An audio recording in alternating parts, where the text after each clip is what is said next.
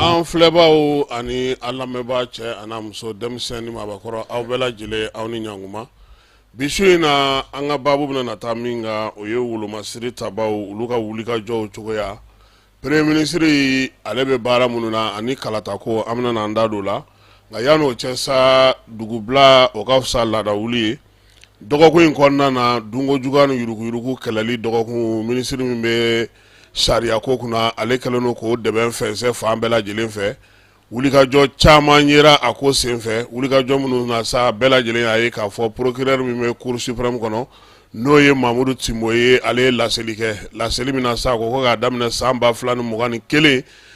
ka na se san 2024 ma ko sefa wari miliyari 80 o de ŋanamu na faso ka baarakɛlabaw fɛ baarakɛlaba 40 minisiri kɔrɔ 11 o bɛ a la Licho min bɛ Bugunikaw fɛ Farafinna fanga ɲɛmaa général d'armée Asimi ale taara o kurumbo karili kɛ waliya in a bɛna nafa min ɲɛ dugudenw ye ka nafa min ɲɛ jamana ye dadon kɛra o la président yɛrɛ a y'a ka nisɔndiya jira ko kɛnɛ kan kosɛbɛ Buguni maama falenw fana dugudenw ka taa se kintigiw ma kafotigiw ka taa se jɛmaaw bɛɛ lajɛlen ma an'olu fana masalala baaraba minnu bɛ senna jamana kɔnɔ yan ka taa se Licho min yɛrɛ fana nafa ma a y'a da don o bɛɛ la sɔgɔma in na Asimi a tun bɛ anw yɛrɛ fɛ yan sigida 6nan kɔnɔna na Cour des comptes ni ale ye calatigɛ jɛkulu ye min kan ka sigi sen kan ka kɛ ni an ka sariya sunbakura ye dunkojuguya ni yuruguyurugu kɛlɛli o hukumu kɔnɔna na o biriki fɔlɔ a nana o da yɔrɔ in kɔni bɛna kɛ yɔrɔ belebeleba ye yɔrɔ min don fana min ye bureau caman bɛna y'a kɔnɔ ɲɔgɔn ye yɔrɔ bɛ y'a kɔnɔ min ye kiiritigɛyɔrɔ 2 bɛ y'a kɔnɔ salle de délibération olu fana bɛ ye a la a yira sa k'a fɔ ko nin baara in kɔni bɛ tali kɛ sariya sunbakura ale lawaleyali hukumu kɔnɔna na sabula Cour des comptes ale tun ye Cour suprême o bolofara dɔ de ye jamanakuntigi ka musaka min bɛ ta ka don ka maaw ni lahinɛ n'a ye o ko hukumu kɔnɔna na lujuratɔw donbolo kɛra olu ye dɔgɔkun in kɔnɔ jamanakuntigi ale yɛrɛ tɔgɔ la Katikaw ale ni Sibikaw olu kɔni ka lujuratɔw y'u taw sɔrɔ kunu ani bi maa min b'o ko ɲamasa o ye Agibu Danbele ni bɛɛ lajɛlen b'a wele ko junior ale fana n'a ka maaw olu fana ye wulikajɔ kɛ wolomasiri tabaw ka wulikajɔ a barika bonyana nin dɔgɔkun in na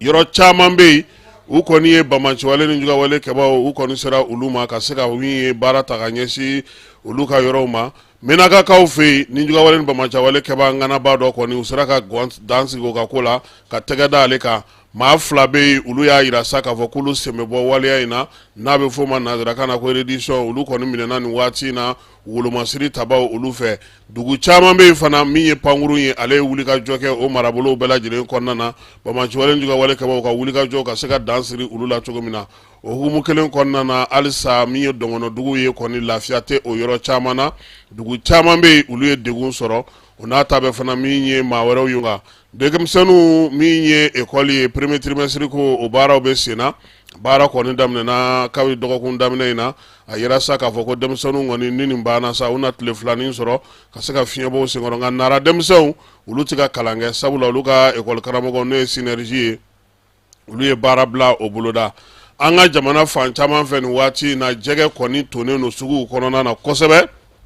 jɛgɛ sɔngɔ jigilen don kosɛbɛ maa caman y'a yira sa k'a fɔ k'u kɔni ɲinanta in u tɛna n'a to a ka tiɲɛ u bolo ni min ma se ka dun a waati u na olu dɔw kɛ jɛgɛ wusu ye ka dɔw kɛ jɛgɛ jalan ye a kɔni kɛra cogo o cogo fɛɛrɛ ni dabali bɛɛ lajɛlen tigɛlen don sabula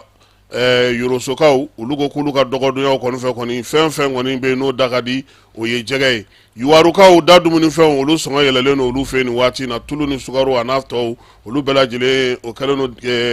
sɔngɔ cayalen don kosɛbɛ Gao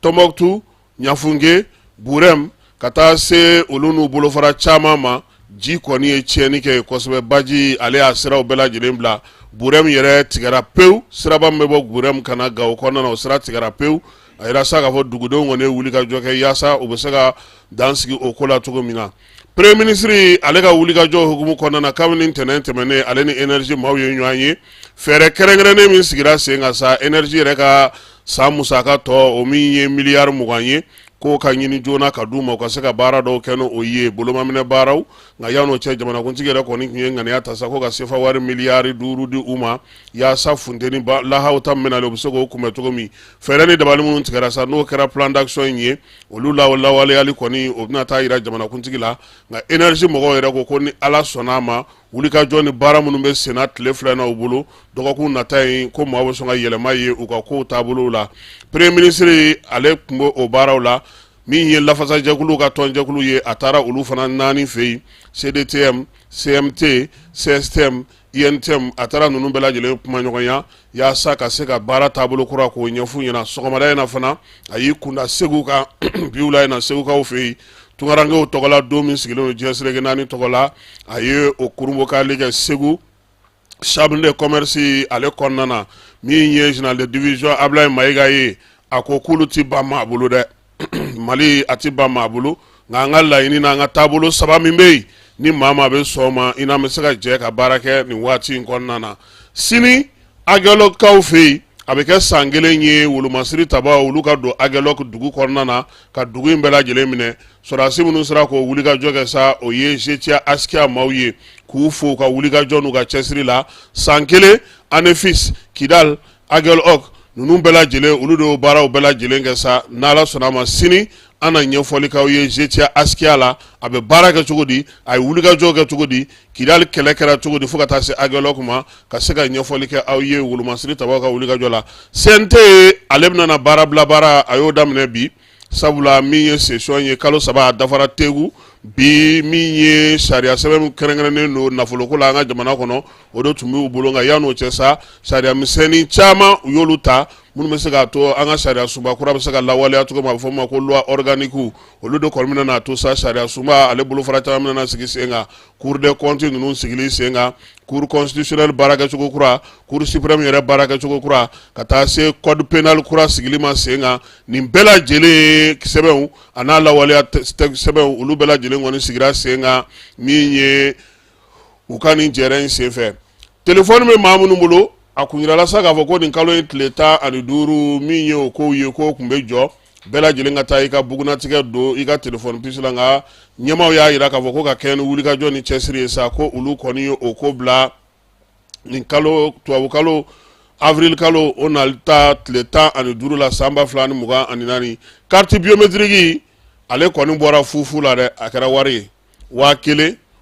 ni 600 ni bɛ Mali kɔ kan n'i b'a fɛ k'a sɔrɔ tile 2 kɔnɔna na o ye 2000 ni 200 ye baara in bɛ kɛ Bamakɔ yan fɔlɔ polisisow premier arrondissement ale bɛ a la min ye 4e arrondissement Balabugu Torokɔrɔkaw fɛ o bɛ a la ka taa se 9e arrondissement ma 14e arrondissement olu bɛɛ lajɛlen b'a la nin waati in na yaasa baara ninnu ka se ka kɛ jamana fan 14 bɛ fana o labɛnw bɛ sen na min ye carte biométrique kɔni ye ale n'a sɔrɔ ale ye 1000 ye ka taa se 1000 ni 600 ma maliyɛn minnu bɛ kɔ kan ani 2000 ni 200 ma ka kɛ ni maa min b'a fɛ k'a sɔrɔ joona n'o bɔra la baara tɔ fɛn fɛn kɔni bɛ kɛ CDTEC maaw fɛ Korofina maa si man ka dɔrɔmɛ 1 wo sɔgɔlen sara o la sabula olu bɛ faso ka baara la wa a kɛ kun ye sa ka se ka jamanadenw olu la lafiya Gaberokaw fɛ yen su dɔ yera bi fitirida in na su in kɔni a yera dugu bɔda yɛrɛ la koyi Bugantikaw olu fɛ yen min ye Bagunje u y'a yira sa k'a fɔ ko min ye maa kofɔlen kɔni ye maa ma se ka bugunatigɛ dɔ fɔlɔ sɛgɛsɛgɛliw kɔni bɛ sen na Gao ale ni Ansu a y'a yira sa ko maa minnu taara baara la n'u kan ka taa don Bafokaw fɛ ka kalan kɛ u kunna sɔrɔdasi kalan k'u kunna kalo 6 k'u k'u ka minɛnw labɛn kɛba t'a f'i dɔgɔnin ye k'a ko k'a gagné nka a bɛ taa sɔrɔdasiya fana nɛnɛ nin nɛnɛba in na Segu ye papa ye Badaraba Masawulen tɛ ne tɛ taa Falaye an bɛna na an ka kuma kun cɛ ni min ye o ye Tombouctou festival vivre ensemble ye a tako 9nan de ye nin ye festival in sigilen don maa min fɛ sa o ye Sala Mayiga ye Sala ale yɛrɛ ye denmisɛnnin min ka timinandiya n'a ka wulikajɔ barika ka bon kabini maaw bɛ ko in tulonkɛ minɛ f'a nana kɛ koba ye bi ɲinan ta u ye foire kɛnɛba sigi yaasa ka se ka Tumutu lamɛndugu n'a Balamonda dugu ni baarakɛla fɛn fɛn bɛ Tumutu kɔnɔ u b'u ka seko n'u dɔnko bɛɛ lajɛlen u kana n'o ye kɛnɛ kan yaasa k'o yira maaw la ministres yɛrɛ cunen bi dɔrɔn u ni gouverneur n'o ye Baku Kante u taar'u ɲɛda kɛnɛ kan u ye sanni kɛ dɛ an y'u bila u ka sanni kɛ a tɛ se ka na an buranna na ten ka taa ten ka na ten k'a ti sanni kɛ o tɛ ɲɛ dɛ a bɛ sanni kɛ an y'u bila n'u ne tun tɛ sanni kɛ parce que ale bɛ se kɔrɔbɔrɔ ninnu na n tɛ n'anw don an ye sanni kɛ fo ka ɲinɛ nin bɛ dan sigi kunnafoni telimanw na sɔɔni sisan an ka maa welelen fila bɛɛ lajɛlen kɛnɛ kɔnɔna sɔrɔ babu an bɛna daminɛ nka an bɛ t'e fan fɛ fɔlɔ. Agence Dunia Travel Service ako abi bonyamasegi foli kɛ ka ɲɛsin a ka sango hiji denw ma aw minnu ye danaya ta ka da kan aw ka hiji labɛn ni a kɛcogo ɲuman na. N'an taara hɛrɛ la ka segin hɛrɛ la dumuniw ka ɲi bɛrɛbɛrɛli ka ɲi n'an mago bɛ diɲɛ fɛn fɛn na u b'a bɛɛ lajɛlen k'an ɲɛ donc an b'u fo k'u barikada. Directeur min tun b'an nɔfɛ n'o ye Amadu Mayiga ye a jɔra a jɔyɔrɔ la ɲɛmɔgɔya ko fɛn fɛn a jɔra a jɔyɔrɔ la ka nisɔndiya mɔgɔw la ka mɔgɔw bɛrɛbɛrɛ ka koto mɔgɔw t'a la mɔgɔw tɛ min dɔn k'a ɲɛ yira mɔgɔw la an y'o baara de sɔrɔ duniya la. Kumu kelen kɔnɔ a ko ka aw bɛɛ lajɛlen laduniya silamɛ minnu bɛ Mali kɔnɔ ani minnu sigiyɔrɔ bɛnnen don diɲɛ jamana wɛrɛw ma k'a fɔ san wɛrɛ o hiji ni o umura o baaraw labɛnw daminɛna ka ban o tumana aw minnu b'a fɛ ka hiji kɛ damu lakana ni basigi kɔnɔ Agence Dunuya a kɛmɛ ko fɛɛrɛ bɛɛ lajɛlen tigɛ ka hiji kɛcogo ɲuman kalanw bɛɛ lajɛlen labɛn ka bila aw ɲɛ min ye k'a dɔn siyɔrɔ ni damu ye ka surunya aw ka bato kɛ yɔrɔw la dumuni lak'i ka sanuma o bɛ tobi ka bila aw ka bolo ka saga n'a ka waati bɛɛ lajɛlen la dɔgɔtɔrɔ jolenw olu bɛ aw nɔfɛ hiji kɛ yɔrɔ ani bato kɛ yɔrɔ wɛrɛw bɛɛ lajɛlen la yɔrɔ bɛɛ ani waati bɛɛ baw bolo kuma dɔ o ka fusa ne de sen ka di ye. Agence Dunia Travel Service jɛɲɔgɔn kelen min bɛ aw ka hiji ni aw ka humura kɛ k'a ɲɛ ale de do o fana ni aw bɛɛ kunnafoni wɛrɛ ɲini a ye weleli kɛ 66 71 37 24 70 64 99 71 ni aw bɛɛ u ka yɔrɔ ɲini u filɛ ni hippodrome yɛrɛ la immeuble station Soma Yafula Kulukɔrɔ sira da la o fana min y'i k'a dɔn Agence Dunia Travel Service ye k'u bɛ dugawu kɛ hiji ni umura kɛcogo ɲuman a n'a musakaw ala k'a nɔgɔya silamɛ bɛɛ lajɛlen ye.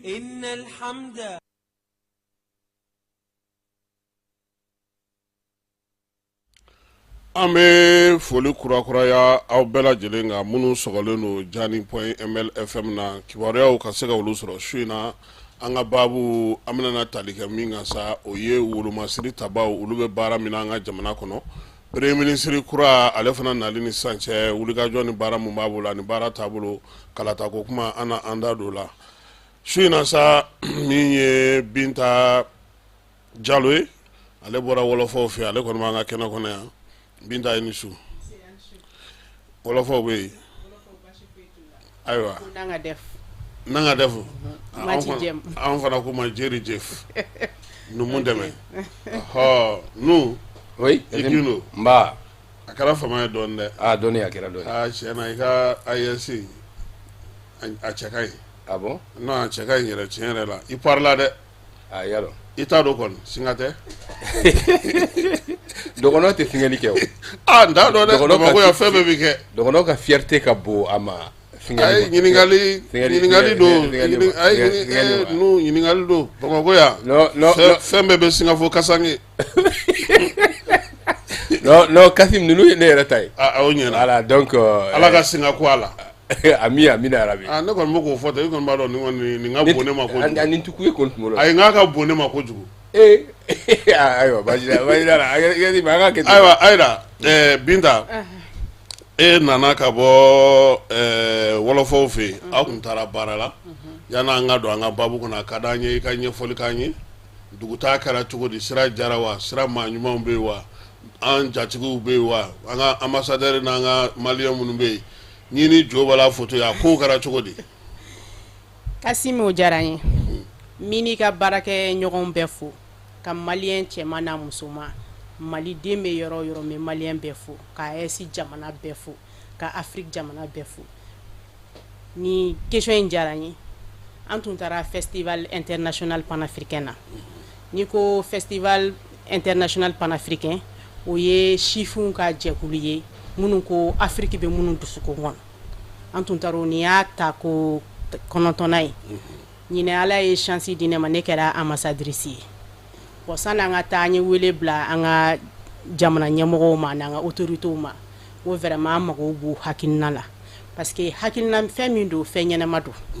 ni an bɛ problème dɔ kɔnɔ n'o ye AES ye AES promotion de kan ka kɛ an mana bɔ événement fɛn fɛn kalama an bɛ se ka taa fɛn min kɛ k'an ka jamana jigɔrɔma tintin parce que an ka jamana in kunfan bɛ mɔgɔ caman na si ni AES ko in si c'est réel ou pas bon o tɛ se ka kɛ tant que n'aw ma participer événement la ne kɔni bɛ nin yɔrɔ fɔ maliyɛn den cɛman n'a musoman bɛɛ n'an ka autorités ye n'u bɛ se ka mobilisation min kɛ diɲɛ bɛ k'anw lajɛ diɲɛ mago bɛ an ka information na n'an kan ka yala ka mun fɔ diɲɛ ye diɲɛ sigilen don k'o kɔnɔ vraiment an taara Dakar a diyara wɔlɔfɔw ye a diyara Afrique ye parce que fɛn fɛn tun dogolen don mɔgɔw la an yɛrɛ kɛra panéliste ye AES kan u ye don kelen d'an ma AES kunkun n'a ɲɛɲɛ ani fɛn fɛn siga bɛ mɔgɔw la AES ko la an y'a bɛɛ yir'u la ko AES ko in nin ye tiɲɛ ye wa an b'a kan wa nous on est prêt an bɛɛ ye ɲɔgɔn sɔrɔ n'o ye Burkina ni Niger ye Niger yɛrɛ de tun ye parrainage tun b'u bolo cette année bon ani Burkina kelen ka ɲɔgɔn sɔrɔ o sɔrɔ Niger mana fɔlɔ bon Burkina bow yɛrɛ ye fɛn min kɛ ani an bɛɛ farala ɲɔgɔn kan u ko vraiment ni an bɛ kuma an tɛ kuma ni jamana tɔgɔ ye tuguni dɛ an bɛ kuma ni AES de o b'a yira jamana saba in bɛɛ kelen don jamana kelen ye o b'an ka activités la o b'an ka yetaw ni an ka yala cogo bɛɛ la bon an taara an ka ambassadeur fana fɛ ja ale yɛrɛ tun ye AES dondo kɔrɔbaga ye n'a ye projets ta a ko kɔnɔna la ka fɛn caman f'anw yɛrɛ ye an tun tɛ mun kalama AES ko la vraiment a ye énergie dɔ d'anw ma a ye faamuyali dɔ d'anw ma k'a ye ko ni mɔgɔ sugu ni jamana ɲɛmɔgɔw dara la k'a bila ka taa dugu in kɔnɔ n'o ye Dakar ye parce que n'i ko Dakar i ko tubabu ka représentation o de bɛ Dakar ani an kɛrɛfɛ dugu caman na démocratie bɛ yen nɔ bon fɛn min don ni an ka yɔrɔw tigɛlen don fɛn dɔw la mais n'an sera yen fana an fana kunkanko ye mun ye pour que a ka lamɛn diɲɛ k'a sɔrɔ fɛn bɛɛ k'a sɔrɔ il faut que an ka kɛ mɔgɔ ye mɔgɔ min bɛ k'o kɛnɛ kan bon an y'a ye an ka ambassadeur fana ye mɔgɔ ye mɔgɔ min kunkolo b'a kan da la foyi t'a impressionné komi fila don a bɛ nɔnɔ de min fila de don a bɛ nɔnɔ de min fila nɔnɔ min ka ban foyi tɛ se k'o ja bagabaga tuguni nin yɔrɔ la an bɛ foli di Jo Bala fana ma Jo Bala vraiment n'i ma gɛrɛ Jo Bala la i bɛ se ka kuma caman fɔ Jo Bala maliko b'a dusukun na n t'a ka ko wɛrɛ dɔn dɛ mais n'a y'a mɛn ko maliyɛn kɔni nana diɲɛ ko o ko la surtout AES ko a y'an bɛɛ minɛ k'an don da kelen fɛ k'an bɔ da kelen fɛ k'an ka a dɔ ye il était disponible pour nous a ye sensibilisation caman k'an ye historiquement jamanaw ye ɲɔgɔn sɔrɔ cogo min na nin ko in tun bɛ nin tun bɛ parce que mɔgɔ min don a bɛ histoire fana dɔn même si ni bɔbɔ don a ka kalan ma taa yɔrɔ jan awɔ bɔbɔ don a ka kalan ma taa yɔrɔ jan Jo Bala dɛ awɔ a tɛ fɛn caman faamu kosɛbɛ mais histoire kɔnɔna la ne tɛ k'a fɔ dɛ jamana sigilen don cogo minnu na ani an kun kan ka kɛ kelen ye parce que a y'a yira n na an bɛ fɛn fɛn na n'an bɛ se ka Afrique bɛn an ka Afrique bɛn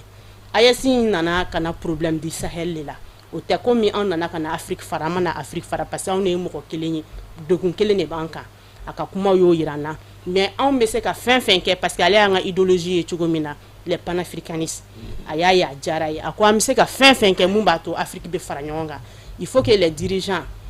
des autres pays Afrique kɔnɔna la an k'a bila an kun na Afrique de kelen ye an ka divergence ninnu ye k'u to yen an ka ko wɛrɛw ye k'u to yen nɔ an ka Afrique bila ɲɛfɛ parce que i bɛ taa sɔrɔ san Kasim dɔ ba bɛ Dakar dɔ fa bɛ Mali la Afrique de lielen don ɲɔgɔn na bon n'an ko an bɛ ko dɔ ta ka ɲɔgɔn sɛgɛrɛ i t'a dɔn k'a bɛ kɛ tɔɔrɔli ye ne nana fɛn caman jate minɛ an ka dirigeants ka ko la olu bɛ kow ta k'a kɛ n'olu yɛrɛ toujours c'est les bas peuples qui souffrent fo k'a fɔ an ka dirigeants ye u k'olu yɔrɔw dabila olu bɛ sanction dɔ ta a tɛ jouer olu kan dɛ mais a bɛ jouer bas peuples de kan i bɛ taa sɔrɔ muso dɔ nana Abidjan ale ye den sɔrɔ yen nɔ ka furu sɔrɔ yen nɔ ka fɛn bɛɛ sɔrɔ yen nɔ bon o den tɛ wele ko maliyɛn dɛ a tɛ wele ko ivoirien a bɛ wele ko africaine bon n'an ko an bɛ sanction sugu dɔ ta bɛɛ bɛ degun dɔ sɔrɔ a kɔnɔna la ne kɔni b'o fɔ an ka responsable ye dirigeants des autres pays Afrique n'an bɛ fɛ Afrique ka di avenir foyi tɛ Afrique la ni jeunesse tɛ bon an bɛ panafricains fo an bɛ FIPAN initiateurs fo ani délégation bɛɛ ne yɛrɛ balimakɛ tun b'a la n'o ye Keba Jalo ye ale tun b'a délégation na nous oui Kassim an b'a dɔn k'a fɔ i fana bɛ fugula dɔ b'i kunna n'o ye ASFAM ye association santé famille éducation nka min ye challenge version rouge hymne national i dɔnnen don n'o ye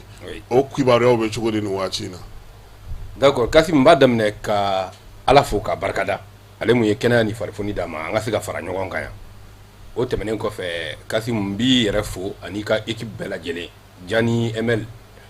baarakɛla bɛɛ lajɛlen b'u bɛɛ lajɛlen fo ani mɔgɔ mɔgɔ bɛ kan an filɛ sisan ani minnu bɛna ka na an filɛ kɔfɛ a kɛra Mali kɔnɔ a kɛra Mali kɔkan a kɛra maliyɛndenw a kɛra farafindenw a kɛra diɲɛ mɔgɔ o mɔgɔ ni jamana in kanu b'o dusukun na n ka foli bɛ se a bɛɛ lajɛlen ma yanni n ka da don kuma na Kasim n b'a a daminɛ fɔlɔ ka tasibila kɛ parce que n'i y'a ye bi ko an bɛna ka na kuma ka na hakilina falen kɛ dɔw de sɔnna ka wulikajɔ kɛ ka kɛlɛ kɛ pour que ka se ka kɛ an ka jamana sɔrɔ k'a tɔgɔ da ko Mali dɔw de fana sɔnna ka kɛlɛ kɛ ka wulikajɔ kɛ pour que ka se ka liberté de presse la nati pour que ka se ka liberté d'opinion la nati pour que an ka se ka ɲɔgɔn sɔrɔ aw ka kuma salima in kɔnɔ bi pour que ka se ka na hakilina falen kɛ donc cɛba ni musoba mun y'u nin di n'olu joli tora yɛrɛma hɔrɔnya ko la ni Mali kɛlɛ la ani liberté de presse kɛlɛ la an bɛ tasibila kɛ ala ka hin'u la ala k'u dayɔrɔ sumaya ala ka yafa k'u ma donc comme y'a fɔ cogo min na ne tɔgɔ ye docteur Numu Gindo n bɛ baara kɛ jɛkulu dɔ la mun tɔgɔ ye ko ASAFAM kɔrɔ de ko association santé familiale et éducative an ka baara bɛnnen don fɛn fila a fɔlɔ o de ye ka denbayaw ka kɛnɛya sabati ni kunnafoni jɛlenw dili ye ani ka mɔgɔw bilasira pour que u ka se k'u janto u yɛrɛ la comme bamananw b'a fɔ cogo min na janto yɛrɛ la kɔrɔko ka ɲi a filanan ye mun ye o de ye ka se ka fasoden ɲumanya sinsin fasodenw dusukun kɔnɔ donc ni baaraw ye n'o ye kunnafoni diliw ye fasodenw ma donc o hukumu kɔnɔna yɛrɛ la i y'a fɔ cogo min na an ye baara dɔ boloda n'a bɛ fɔ a ma ko Hymne National Challenge Hymne National Challenge ye fɛɛrɛ mun bɛ bɔlɔlɔ siraw de ta ka malidenw dege Mali Hymne National la bamanankan na ani an ka todunkanw na parce que Mali Hymne National ye sanubereni ni waribereni de ye sanubereni ni waribereni mun Baba Modibo Keita ninnu y'a di anw ma ni maliyɛn dilanna yɛrɛ b'a kɔnɔ k'a kɛ laadiri ye k'a kɛ maa tilennen ye k'a kɛ maa cɛsirilen ye k'a kɛ jamana kanunan ye a bɛɛ de b'a kɔnɔ mais malheureusement mɔgɔ dɔw bolo k'a fɔ ko Mali Hymne National ye drapeau yɛlɛnkan de ye ou bien k'a fɔ ko maa kalannenw ka ko de don ou bien malheureusement hali maa kalannen dɔw t'u intéressé a la ka se hakɛ la hakɛ mun n'u bɛ se k'a kɔnɔ ko dɔn donc a baara bɛ sen na Hymne National Challenge bɛ sen na bi bi in na alhamdulillah an bɛ se k'a fɔ maliyɛn caman y'i sen don a la bi bi in na i kana miiri maliyɛn bɛ jamana o jamana na ni bɔlɔlɔ sira bɛ yen k'a fɔ ko o maliyɛnw m'u sen don a la maliyɛnw y'u sen don a la u bɛ kan ka a défi relever donc bi an bɛ don min na komi bi an ka laɲini ye mun ye o de ye maliyɛn miliyɔn 5 fo ka se miliyɔn 10 ma olu de ka s'a la an n'an ka laɲini cɛ man jan kosɛbɛ kosɛbɛ. ayiwa an b'i fo i ka donkan na o ɲɛna kosɛbɛ an ka kuma dakun fɔlɔ o ye wolomasiri tabaw ka ko ye nin waati laban in na an bɛ se k'a fɔ min ye sɔrɔdasiw ye u y'a daminɛ cogo min u bɛ ka taa o sira kelen fɛ kuntilenna min b'u la maaw n'u bolominɛw lakanani o baaraw bɛ sen na tiɲɛ don fan dɔw fɛ min ye maaw ye u bɛ damakasi la kuma tɛ dɔngɔnɔduguw kɔnɔna na Segu mara ni San mara ka taa se Moti yɛrɛ kɔnɔna ma ale ni Baɲangara yɛrɛ kɔnɔna na dɔw bɛ halisa olu ma nimisi wasa sɔrɔ kosɛbɛ ka kɛ ni ko a n'a kɛcogo ye Ayida Binta mun bɛ se ka fɔ mɔgɔ ɲɛna nin ko in na sabula an y'a ye k'a fɔ min ye i b'a dɔn ko n kɛlen don k'i tɔgɔ sɛbɛn ko Ayida papier kan yan n'i ma nin effacer n bɛ su bɛɛ kɛ nin fɔli la i ma yan mun bɛ se ka fɔ mɔgɔ ɲɛna ka kɛ ni wolomasiri tabaw ka ko ye. Bon Kasim nin kuma in diyara n ye parce que n'i ko jamana i ko k'a ka armée de n'i ko jamana ka jɔyɔrɔ i ko k'a ka armée welewelesigi tabagaw ye baara min kɛ Kasim u tɛ se ka fo ka baara la parce que mɔgɔw ti baara dɔw ye fo mɔgɔ dɔw tagalen an y'o ye an ka jamana ɲɛmɔgɔ caman na baara in ye duguma baara de i tɛ girin k'a ye bon u ye mun kɛ ni MINUSMA taara mɔgɔ minnu kun kelen don k'an bali an ka se k'an ka territoire sɔrɔ cogo min na u ye jɔyɔrɔ min k'o la bɛɛ ɲɛ b'a la bon n'i ye Jɛmɛ Golobatɔ ye n'a bilatɔtɔ ye a faratɔ don bon mun kɛra ninnu tile la ni ninnu yɛrɛ tɛ tenitigi ye n'a ma kɛ armée yɛrɛ tile la san b'a sɔrɔ an ka Mali in taara a mɛnna mais olu de b'a dɔn a kɛra olu de ɲɛna a complot taara se olu de ɲɛna olu yɛrɛ caman sauvera sinon o tun bɛ kɛ su ye ka sɔrɔ bi tɛ mais ni mɔgɔ min kan ka sa o bɛ sa mais ni mun kan ka balo o bɛ balo o de y'a to an bɛ an ka les généraux ka u fo nin yɔrɔ in na vraiment u k'u jija maliyɛnw an ka dan ka tenitigiw la an ka tugu kɔ vraiment hali libération minnu bɛ ka kɛ parce que fɛn caman bɛ ko in kɔnɔ Kasim a fɔli man nɔgɔ biɲɛkala ɲinina sen dalen biɲɛkala kan a tɛ ye dɛ ne yɛrɛ ye malien à 100%, ne ye politicien à 100%, mais an ka bɔ intérêt personnel kɔ, an ka sɔn an yɛrɛ, an ka mara in ye mun ye ka n'i kelen ka sɔrɔ jate minɛ k'a fɔ n bɛ n ka jamana janfa. N'i y'i ka jamana janfa, e faw de bɛ, e denw de bɛ, e bɔnnaw de bɛ, et puis jamana in de tɔgɔ b'i la. Sinon ninnu bɛ jɔyɔrɔ min na n'an yɛrɛ farala ɲɔgɔn kan, parce que an kana bɛɛ to an ka autorités bolo. Baara in tiɲɛyɔrɔ ye an yɛrɛ population de nin ko in kɔnɔ, parce que anw de bɛ se ka information nɔgɔya, anw de bɛ se ka ban fɛn dɔw la, jugu ka don anw ni ɲɔgɔn cɛ, anw yɛrɛ de bɛ se k'o bali, an ka ɲɔgɔn sen bila, an ka ɲɔgɔn tɛgɛ minɛ. Kasim, problème dɔ bɛ Mali in kɔnɔ a ka gɛlɛ, a fɔ man di, ni donna mɔgɔ minnu gasi la o k'a kɛ to. Maliens tɛ ɲɔgɔn dɛmɛ, an bɛ ɲɔgɔn jigin de, ni donna mɔgɔ min gasi la o k'a kɛ to, mais il est temps an ka bɔ o kɔnɔ. Nin ko in ye wagati de, n bɛ deli k'a fɔ n ka kumaw la, ni ko min nana kuma min na, Ala ko de don. Ninnu filɛ fanga la, u tun t'a dɔn k'u bɛ bi ye, u ye travers de désert kɛ, a bɛ fɔ fɛn min ma ko travers désert, u tun t'a dɔn k'u bɛ balo yɛrɛ. Sajugu y'u kin, minɛnbaw y'u kin, tentative caman kɛr'u la, u bɔr'u la, ɲɛtiw ja jɔlen don. Bon o ko bɛɛ ye Ala ko de ye, o ko bɛɛ n'a wagati de don, n'Ala ye mun d'i ma wagati min na sɔn a ma, an ka da an ka tenitugu la, an k'an tɛgɛ di, an ka sɔn Ala ko ma, k'a dɔn ko nin ye Ala ta de ye. Bon minnu kɛlen don k'u yɛrɛ retirer k'a fɔ ni a ma ɲɛnabɔ n tɛ n da don a la, ni n yɛrɛ ma na don min na n tɛ n da don a la, hali ne nana est-ce que i bɛ se ka ko kɛ? I bɛ se ka foyi kɛ. Bon i bɛ se ka mun kɛ wagati min na, i bɛ bi dɔn i tɛ sini dɔn. An bɛ diɲɛ in kɔnɔ, sini t'an ta ye, an bɛ don min na o de y'an ta ye. I bɛ se ka fɛn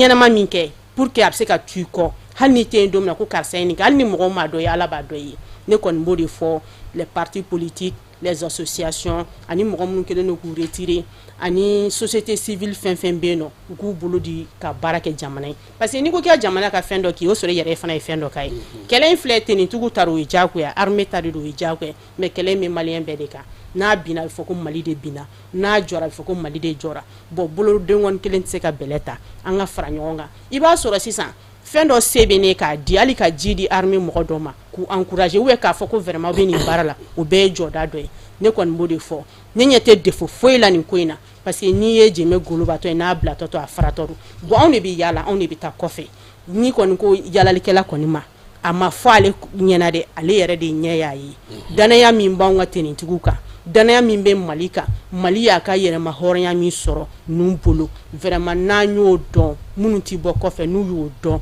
vraiment u b'u bolo fila fara ɲɔgɔn kan ka fara ninnu kan ka dugawu k'u ye. An bɛ dugawu de kɛ Ala ka ninnu kisi u jugu tɔɔrɔ ma, Ala ka Mali bɛɛ kisi a jugu ma. N'u armée ka position ka kɛ ni nin waati in ye, bɛɛ lajɛlen kɔni n'i ye furancɛla fanga yɛrɛ ta cogo o cogo, maaw ka jigisigiyɔrɔ o ye Wolomasiri tabaw ka wulikajɔ n'u ka cɛsiri su ani dugujɛ. Bɛɛ lajɛlen b'a dɔn fana k'a fɔ bi an bɔra yɔrɔ min o ka jan, bi an bɛ se k'a fɔ ko an ɲɛ bɛ ko kun na i n'a fɔ Binta bɔra cogo min na sisan k'a fɔ. Ok Kasim, i ka nin kuma diyara n ye, parce que jamana n'i y'a mɛn jamana sigilen don fɛn damadama kan fɔlɔ, a fɛn belebeleba fɔlɔ comme on appelle o ye lakana ye. Donc lakana, n'a fɔra lakana, n'a fɔra ko lakana, tubabu b'a fɔ sécurité dan tɛ marifa dɔrɔn ye. Maintenant n'a fɔra lakana, sécurité wɛrɛ fana bɛ yen, mais mun jɔyɔrɔ ka bon fɔlɔ o de ye lakana marifa sira la, parce que ni jamana kɔnɔ ni i tɛ se ka taa yɔrɔ o yɔrɔ ka di ye, n'i tɛ se ka fɛn kɛ fɛn mun ka di ye, n'i tɛ se ka bɔ yɔrɔ dɔ la ka se yɔrɔ dɔ la k'a sɔrɔ dama kari la, i b'a dɔn k'a fɔ ko mɔgɔ tɛ se ka yiriwali fɔ o jamana na. Maintenant transition daminɛna, je pense bien que nin y'a san 4nan ye. Maintenant san 4nan kɔnɔna na an bɛ se k'a fɔ ko ni fɛn bɛ transition kɔnɔ, i y'a fɔ i ka kuma la cogo min na, mun bɛ mɔgɔ jigi sigi o de ye sécurité ma yɔrɔ ye, parce que maliyɛnw sɔnnen don k'u muɲu gɛlɛya caman kan sécurité in yɔrɔ la. Sécurité yɔrɔ la an ka hakililajigin kɛ, Mali y'a ka yɛrɛmahɔrɔnya ta san 1960, mais déjà depuis yanni yɛrɛmahɔrɔnya tali ni ɲɔgɔn cɛ an ka hakililajigin kɛ k'a fɔ ko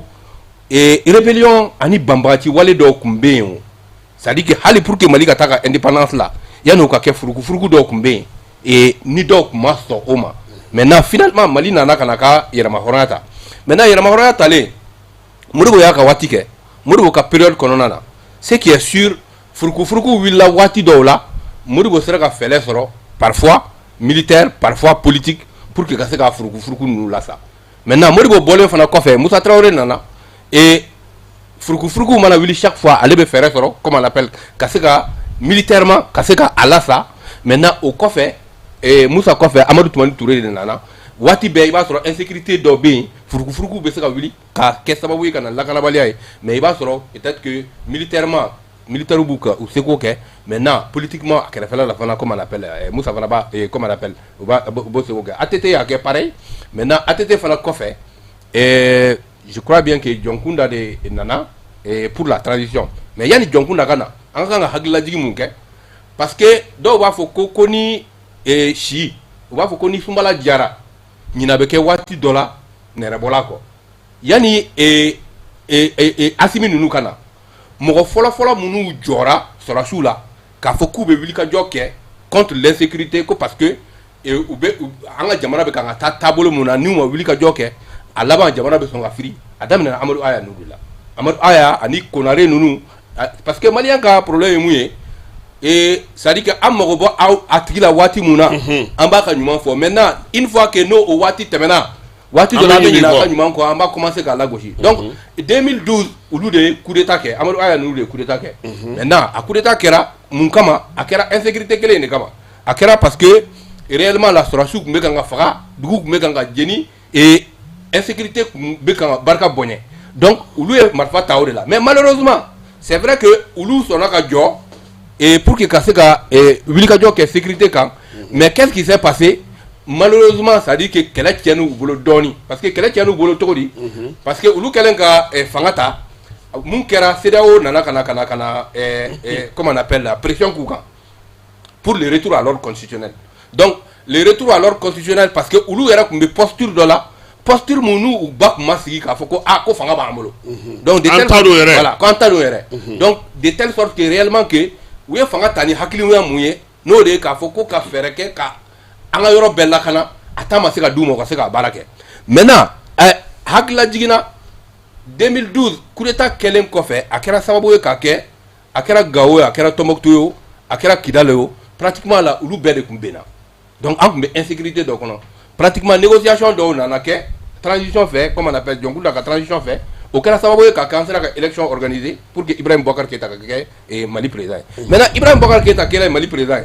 mɔgɔw ka jigi parce que maliyɛnw ɲɛ tun bɛ minimini salo la u tun bɛ jigi sɛmɛ yɔrɔ ɲini na a jigi sɛmɛ yɔrɔ ɲini belebele dɔ tun ye lakana sira de ye donc IBK taara ka jigi d'a kan k'a fɔ ko a bɛna kɛ sababu ye ka a kɛ sanga a ka waleya kɔrɔlenw ma k'a fɔ ko a bɛna kɛ sababu ye ka kɛ ni a sigira lakana bɛ sabati parce que o de tun b'a ka kuma kɔnɔna na mais IBK y'a ka premier mandat kɛ ka premier mandat ban réellement la mɔgɔ tun ka laɲini ye mun ye sécurité ko la o ma se ka sira sɔrɔ donc finalement IBK taara deuxième mandat la maintenant sécurité commencé à continuer à détériorer maintenant sécurité détériorée o de kɛra sababu ye ka kɛ M5 RFP mɔgɔw wulila ka wulikajɔ kɛ ka bɔlɔ minɛ maintenant a bɔlɔ minɛ a barika bonyana ka se hakɛ dɔ la donc sɔrɔsi ninnu nana ka na fanga ta donc u ye fanga tali ni bi cɛ n bɛ se k'a fɔ ko en réalité u ye maliyɛnw la rêvé mais u sera ka action dɔw kɛ action mun fana kɛra sababu ye ka kɛ ka maliyɛnw jigi sigi sécurité sira la sira dɔw la mais tɔ ka jɛw b'a la dɛ parce que baara mun don ni kun ko maliyɛn dɔ ma waati dɔ la k'a fɔ ko Mali armée bɛna taa ka Kidal minɛ mɔgɔw tun b'a ye kabakoko ye mais ninnu nalen ni biɲɛ bɛ se ka turu u ka baara dɔ la o ye Kidal minɛni ye o ye fɔlɔ ye mais maintenant sécurité la an bɛ se k'a fɔ ko Nord yanfan na u ye wulikajɔ ni cɛsiri baden kɛ mais en réalité bi sécurité la an tɛ se k'a fɔ ko an b'an disi gosi à 100% n'a ye parce que n'i y'a ta k'a jateminɛ ne bɛ bɔ Pays Dogon de la ne bɛ bɔ Bayangara n'i y'a jateminɛ bi na hali sini gɛlɛya dɔw bɛ yen c'est vrai que wulikajɔ bɛ sen na dugu dɔw bɛ kan ka wuli sigida dɔw la maintenant n'i y'a ta k'a jateminɛ sécurité sira la i b'a jateminɛ Bankaso a kɛra Koro ye gɛlɛya b'o yɔrɔ ninnu na maintenant n'an ka kan ka laɲini fɔ bi k'a fɔ ko n'an ka kan ka welewele kan kɛ bi o de ye k'a fɔ ko u bɛ ka militaires bɛ kan ka effort mun kɛ ka taa Nord yanfan na ka taa Kidal yanfan na ka taa comme on appelle Gao yanfan na o ko effort kelen sinsin comme on appelle la centre yanfan na Dogonodugu la Bayangara Koro Bankas ani segu yanfa nunu la parce que bibi na en réalité an kana bin siɲɛ k'a kɛ bɔgɔ kan dɛ bi Kasim an ka jamana gɛlɛya dɔ n balimamuso y'a fɔ o ye jumɛn ye o de ye k'a fɔ ko an ka jamana ye bɛ gɛlɛya la gɛlɛya mun ka se hakɛ dɔ la baaratanya de bɛ denmisɛnninw na baaratanya warakalen don tellement ka kɛ i b'a ye k'a fɔ ko minnu bɛ na ka na dantɛmɛ walew ta k'a kɛ ka jamanadenw sɛgɛrɛ i b'a sɔrɔ k'a fɔ ko u bɛ na u b'a ɲini ka an ka jamana sifinnaka dɔw de ta ka a fara u yɛrɛ kan donc o de b'a ko gɛlɛya donc maintenant pour que ka se ka a nɔgɔya mun bɛ se ka kɛ o de ye k'a fɔ ko c'est à dire que c'est vrai que marifa bɛ se ka kɛ ka sécurité la nati mais marifa kɔfɛ il faut que activité de développement dɔw ka kɛ et puis il faut que marifa ka fanga kɔfɛ sigikafɔ ka se ka kɛ pour que sigikafɔ mun bɛ se ka kɛ sababu ye ka kɛ marifa sera ka acquis mun kɛ acquis ninnu ka se ka préserver. ayiwa o bɛ munumunu ka na Binta fan fɛ Binta a bɛ n'a fɔ mɔgɔ caman bɛ nin kuma in fɔ nin waati laban ninnu na ko marifa dɔrɔn tɛ se k'a ko bɛ ɲɛnabɔ ko fo an ka fɛɛrɛw sɔrɔ ka kɛ ni an yɛrɛ ka sigiw kɛcogo ye an ka baaraw kɛcogo ye an ka lamɔw n'an ka fɛnw bɛɛ lajɛlen kɛcogo ye ani an ka mɔgɔninfinya yɛrɛ kɛcogo pour que an ka se k'a lajɛ tiɲɛ don sɔrɔdasiw bɛ muguci la dɛ sɔrɔdasiw bɛ baara ba la nka est ce que bi o dɔrɔn bɛ a bɔ wa est ce que fɛɛrɛw man ka sigi sen kan surtout aw minnu ye faso tɔnjɛkuluw ye fasodenw ka tɔnjɛkulu ye minnu ye ni mun bɛ se ka sigi sen kan société civile yɛrɛ tɔgɔ la ka se ka baara wɛrɛ kɛ ka fara sɔrɔdasiw ta in kan o bɛ se ka sinsin cogo min na ka taa ɲɛfɛ. bon n'o de fɔ n ka kuma kɔnɔ Kasim sɔrɔdasiw bɛ kɛlɛ de dɔn mais population tɔ minnu bɛ yen n'o ye parti politique n'o ye société civile ye se dɔ b'an bɛɛ ye ni ko se b'an ye c'est par l'argent mais intellectuellement an kunkolo bɛ baara kɛ an bɛ se ka na ni fɛɛrɛ caman ye an ka jamana kɔnɔ an bɛ se ka na ni dɛmɛ caman ye an ka jamana kɔnɔ an kana an sigi ninnu bɛ kɛlɛ de dɔn mais mun bɛ se ka na ni lafiya ni projets dayɛlɛli ye o bɛ anw yɛrɛ de bolo n'o y'anw société civile ni minnu bɛ autorité ninnu kɛrɛfɛ mais erreur kelen de bɛ mɔgɔ caman na proposition de tɛ kɛ ni i ma e bilala baara min kunna comme un exemple tu es le ministre de santé e de b'a dɔn nin wagati in na nin de ka ɲi nin projet de ka ɲi jamana kɔnɔden bɛɛ bɛ bénéficier nin na n'i y'o présenter président na a b'a kɛ wa a t'a kɛ mais proposition de tɛ ka kɛ bon i b'a sɔrɔ ministre bɛ sanfɛ mais mɔgɔ dɔ bɛ duguma fana o tɛ ministre ye o tɛ surunya ka kɛ ministre ye Kassim o problème fana bɛ yen dɛ ne yɛrɛ bɔra projet caman kalama n'i taara k'a fɔ k'i mago bɛ ministre la i bɛ lettre déposer i bɛ fɛn kɛ c'est pas du tout facile la i b'a fɔ k'u kɛra ministrew yɛrɛ de ou o kɛra responsable dɔw yɛrɛ de i b'a sɔrɔ hakilina caman bɛ société civile la ka taa proposer ou bien ne yɛrɛ bɛ se ka voyager n ye partenaire caman sɔrɔ goudron dilanw ni minnu bɛ se ka na dɛmɛ kɛ k'a sɔrɔ o tɛ contrepartie ɲini mais n'i taara k'i bɛ rendez-vous de ɲini les acteurs les intéressés la i t'a sɔrɔ Kassim an k'o yɔrɔ fana fɔ an ka u ka dayɛlɛ bɛɛ ye u ka dayɛlɛ u ka an bɛɛ considérer parce que jamana in tɛ mɔgɔ kelen ta ye an bɛɛ de ta don i bɛ se ka mun kɛ don min na i b'o de kɛ olu bɛ mun na olu bɛ k'o kɛ an fana bɛ se ka mun kɛ ni dɛmɛ sira an k'o kɛ mais u bɛ se k'an wele cogo min na ani mɔgɔ wɛrɛw wele ka daw yɛlɛ mɔgɔw ye ani hakilina minnu fana bɛ yen nɔ u bɛ se ka taa verser yɔrɔ min na ne delila k'a fɔ n ka débat dɔ la hali n'u bɛ a di président de presse ma Dante ma ka cellule dɔ dayɛlɛ ni mɔgɔ bɛ fɛn na i bɛ se k'i ka résumé kɛ i bɛ taa ka taa déposer chaque semaine a bɛ dɔn ko nin de tigi passera a b'a tigi encourager a ka baara kɔnɔna la parce que leur accès n'est pas facile bon nin yɔrɔ la ne b'o de fɔ société civile i b'a sɔrɔ an bɛɛ bɛ se dɔ la an ka n'an sigi ka sɔrɔsiw lajɛ olu tɛ foyi dɔn ni kɛlɛ tɛ mais développement rural ninnu ni fɛn ninnu communal ninnu olu bɛ se ka kɛ cogo min na anw kana n'an ka projets ye parce que n'i ko jamana ka fɛn kɛ o sɔrɔ e yɛrɛ fana ye fɛn kɛ dɛ parce que autorité tɛ se ka taa e sigilen sɔrɔ k'a fɔ ko n bɛna nin projet wari ta k'a d'e ma e yɛrɛ ma sira dɔ ta a bɛ douter n'i ye jamana wari ta k'a d'i ma a bɛna kɛ cogo di a b'a dɔn i bɛ se wa i tɛ se mais n'i imposé k'a yira e bɛ se nin na e b'o sira min kan autorité b'i encourager ne b'o de fɔ n jɛɲɔgɔnw ye ani mais o la aw yɛrɛ bɛ se ka fɛɛrɛ jumɛnw sɔrɔ par exemple sisan ka taa dɔgɔnɔdugu la Segu mara Moti mara Baɲangara ni San maraw kɔnɔna na ka se ka taa mɔgɔw dɛmɛ wa ou bien aw bɛna na fɛɛrɛ jumɛn kɛ aw ka bolofara minnu bɛ yen olu fana bɛ se cogo min na ka wuli ka jɔ ka mɔgɔw hakili sigi bon olu bɛ ne kɔni ka mɔgɔw bɛ sensibilisation na u se sensibilisation min u b'o k'o kɛ mais yɔrɔ dɔw bɛ yen minnu bɛ yen nɔ fɛn dɔw bɛ yen nɔ il faut que autorité ka accompagne o yɔrɔ fana la o bɛ f'u ye n'u bɛ se ka accompagner cogo min na sinon ne ka mɔgɔw bɛ sensibilisation na mais dan de bɛ fɛn bɛɛ la parce que yɔrɔ dɔw bɛ yen nɔ insécurité b'a la mais pour que ka se ka s'a yɔrɔ la parce que hali ni mɔgɔ dɔw fana sɔmin'i la k'i bɛ fɛ ka jamana in bɔ cogo dɔ la djihadistes ninnu fanga ka bon parce que u ka réseau d'information fanga ka bon mɔgɔw bɛ siran u ni ɲɛ o yɔrɔ la mais ni yɔrɔ min na n'u bɛ se ka n'an dɛmɛ kɔni ne kɔni ka mɔgɔw porte dayɛlɛlen don u ye n'u bɛ se ka na dɛmɛ min kɛ o k'o kɛ pour que an bɛ se ka sensibilisation kɛ maliyɛn bɛɛ bɛ don da kelen fɛ ka bɔ da kelen fɛ. ayiwa nu an b'a mɛn kuma caman ko sɔrɔdasi marifa t'a bɛɛ ɲɛnabɔ fɛɛrɛ jumɛn bɛ togoda mɔgɔw bolo fɛɛrɛ jumɛn bɛ sigidaw bolo fɛɛrɛ jumɛn bɛ dugudentɔw bolo. ok Kasim i ka o kuma in a ɲininkali in a diyara n ye n bɛna mun fɔ Kasim mɔgɔ o mɔgɔ y'a f'i ye k'a fɔ ko marifa dɔrɔn bɛ se ka bɛn lanati o kɔrɔ ye k'a fɔ ko o tigi tɛ bɛn yɛrɛ dɔn parce que bi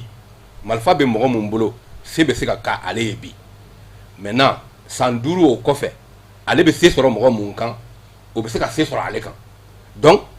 maintenant marifa dɔrɔn tɛ se ka comment on appelle bɛn la nati marifa jɔyɔrɔ belebeleba de bɛ bɛn na parce que tubabu b'a fɔ ko c'est l'état qui a le monopole de la violence c'est à dire que bɛnbati wale mana na kana dankari kɛ armée o yɛrɛ jɔ sigikun y'o de o de k'a fɔ ko ni dankari kɛra jamana na c'est à dire que olu de ka kan ka wuli k'u jɔ a fɔlɔ o ye ka se ka dankarikɛlaw minɛ k'u datugu n'u ma so o la ni u ka kan ka dankari kɛ hali u ka adamadenya na u ka dankari k'u ka adamadenya la mais u kana dantɛmɛwale ninnu kana kɛla ninnu kana se ka dankari kɛ jamana kɔnɔdenw na maintenant jamana o jamana i b'a ye k'a fɔ ko ni fɔɲɔgɔnkɔ nana don a jamanadenw ni ɲɔgɔn cɛ parce que problème ye mun ye Kasim kuma tiɲɛ dɔ bɛ yen an ka kan ka mun fɔ ɲɔgɔn ye an ka nin mankan in